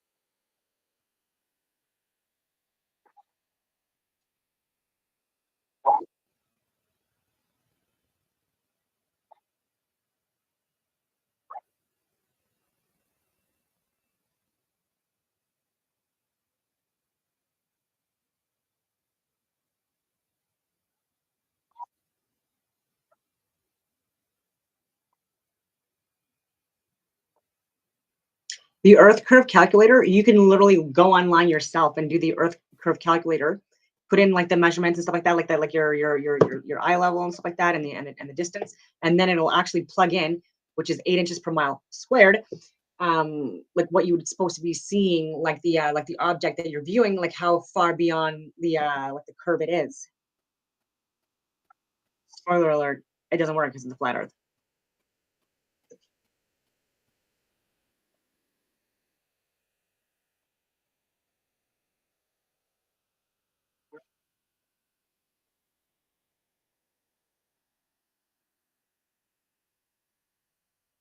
Sonar.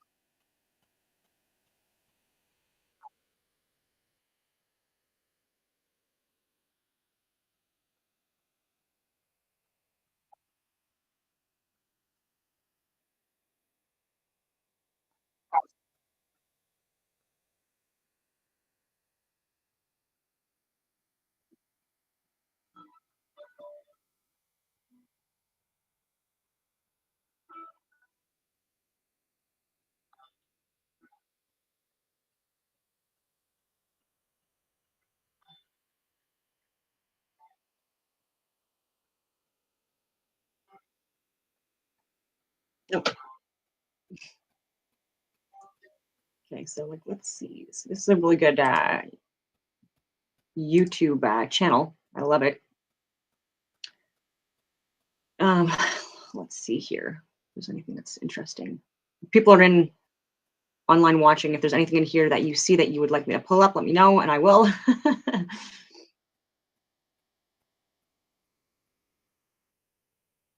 Have I shown this one before? The 20 proofs SNAS effect in the meetings. I think I might have.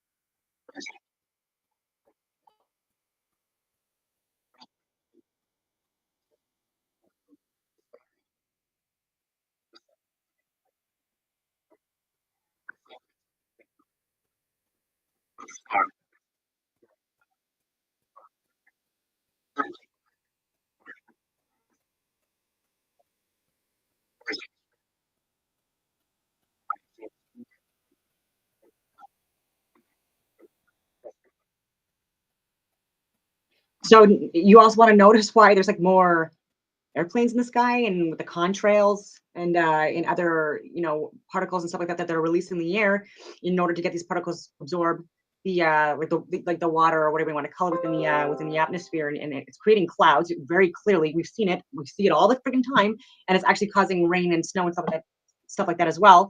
Which is just like it is what it is, but it's because of what they're putting out there. And take a look at this stuff, ladies and gentlemen. And the reason why they're obscuring us from seeing like the sun and the friggin' moon by the clouds and stuff like that is because like then you can track this stuff more. And yeah.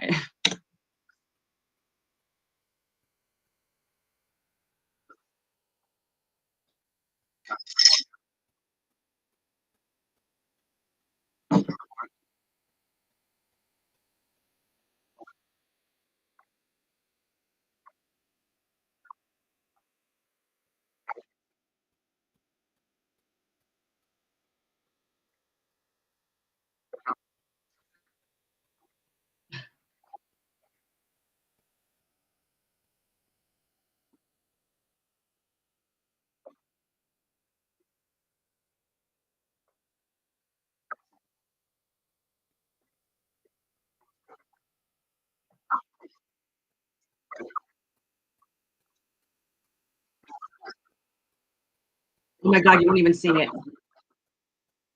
System must have a solid bearing. So that means you also didn't hear it either. Damn it! And like, how long did I go in? Oh my God, 3 minutes in. Okay, so I'm gonna play this again so you can see it.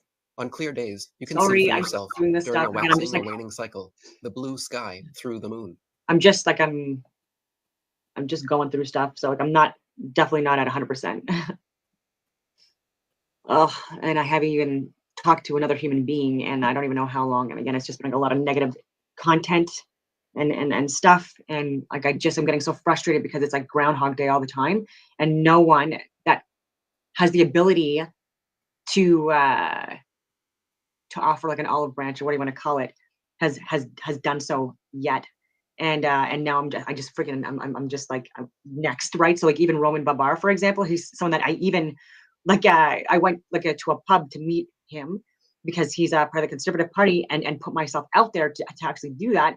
And what he was saying, like, it was like coming across as just like fake, right? And so like that was frustrating me as well, because like you're there, and it just seemed like he didn't even know what he was talking about, right? And so so I had said, so I spoke up, you know what I mean? Again, like, this is like not stuff that's easy for people to like speak in friggin' public, you know what I mean? Especially when it can possibly be televised and stuff like that.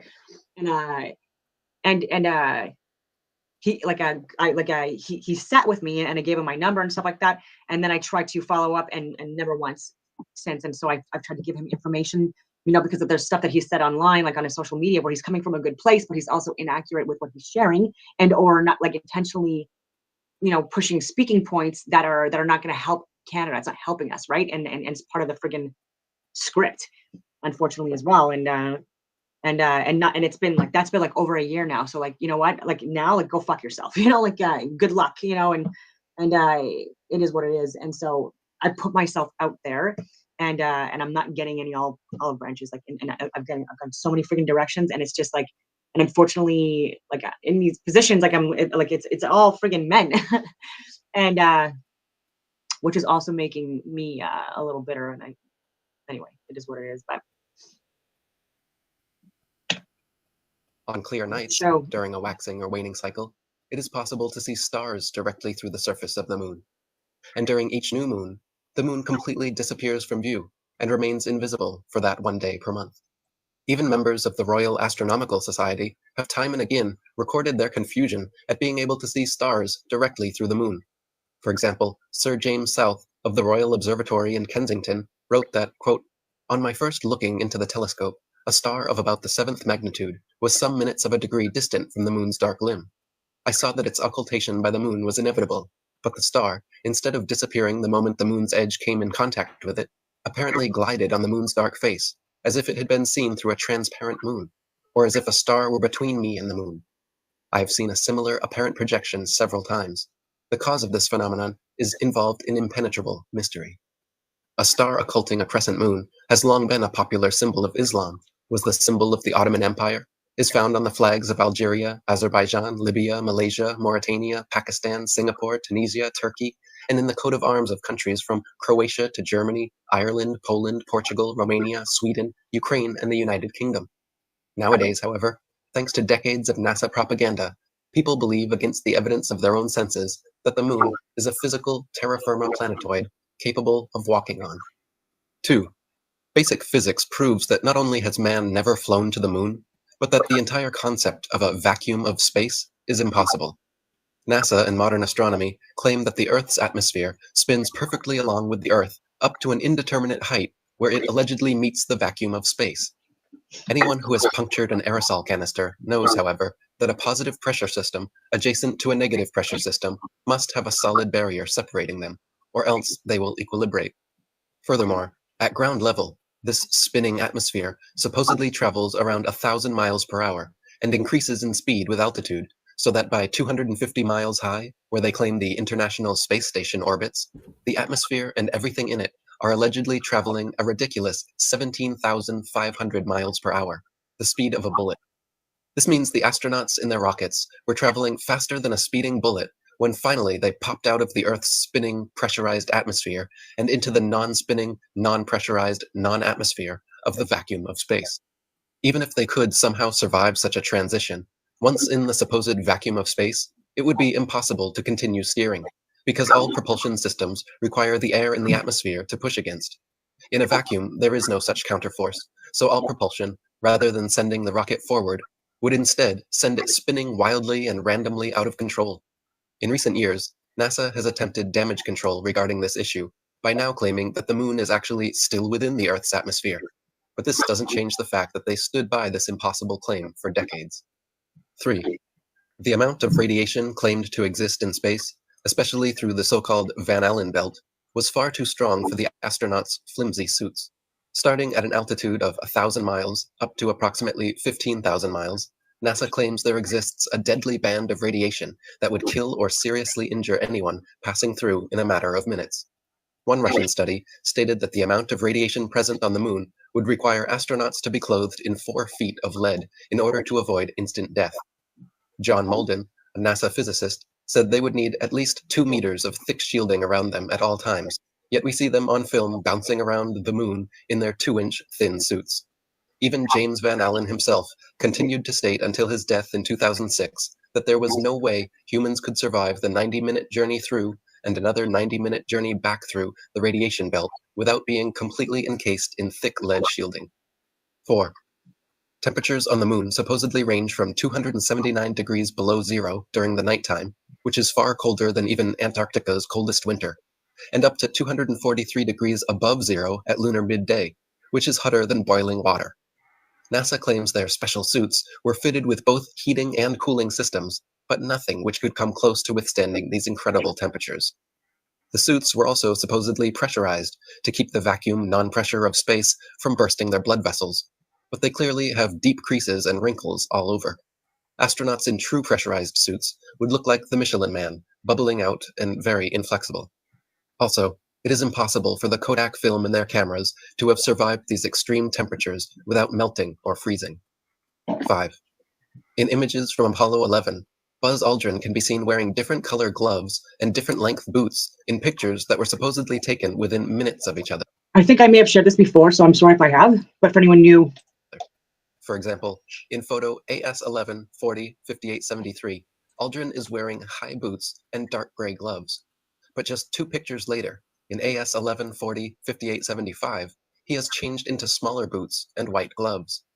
If Buzz was really in the vacuum of space in a pressurized spacesuit, he certainly would not have had time or reason to depressurize and repressurize his suit just to make these fashion adjustments. 6.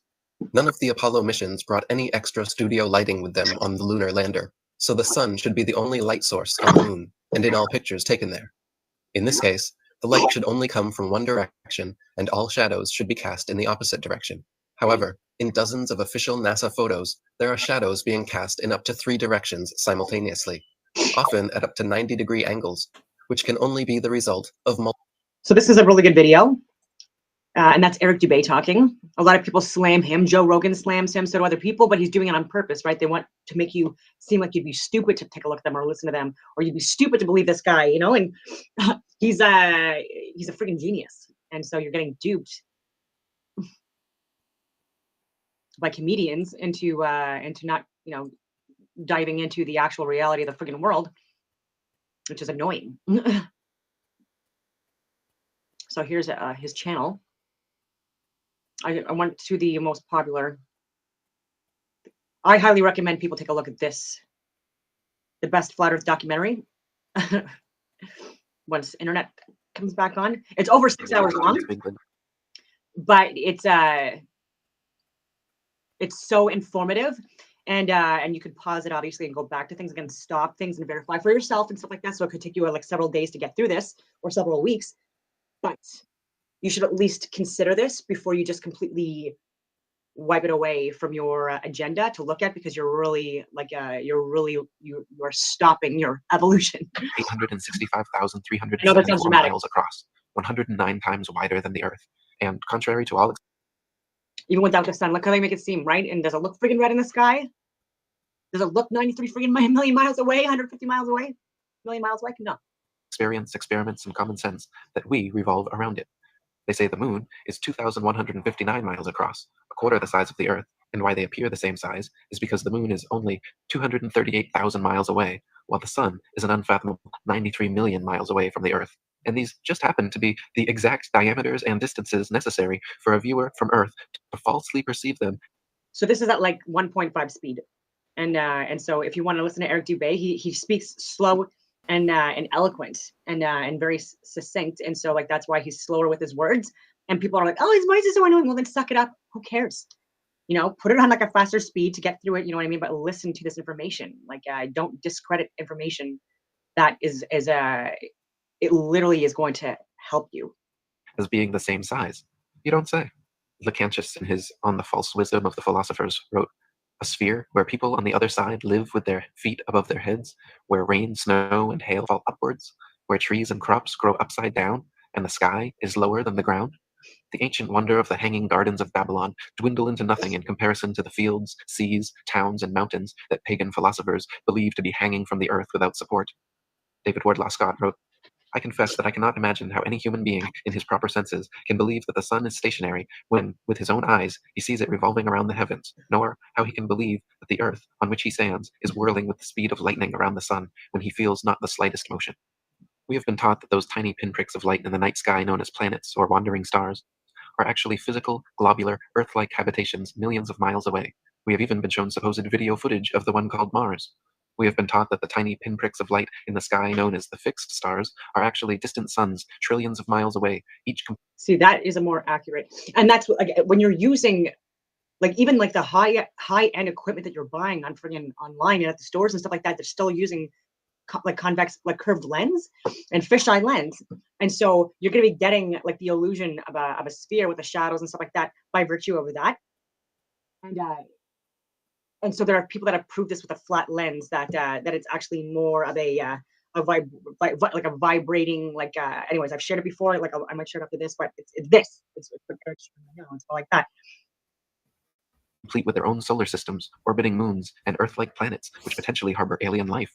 We have been taught that the moon has no light of its own, but is merely a reflector of the sun's light, that some masons from NASA actually walked on the moon, that some other masons from NASA sent rovers to Mars, that satellites and space stations are incessantly spinning in suspended animation above the Earth, that Hubble telescopes are taking snapshots. Okay, I ended up taking my dogs for a walk run. I time it so it's minimum 30 minutes, depending on the weather, for both my dogs. One's short-haired, one's long-haired, and so, but I do sprints with them and circuits and stuff like that. Just so 30 minutes, but it's high energy. Anyway, a lot of stuff from 2023, from 2021, from 2020 that I've been talking about, and yeah. So I think if you want to get more accurate info, please like, share, and subscribe so that my content could get more upgraded, because right now I'm very censored. And on that note, I will leave it at that, and I hope that everyone has a wonderful rest of your day.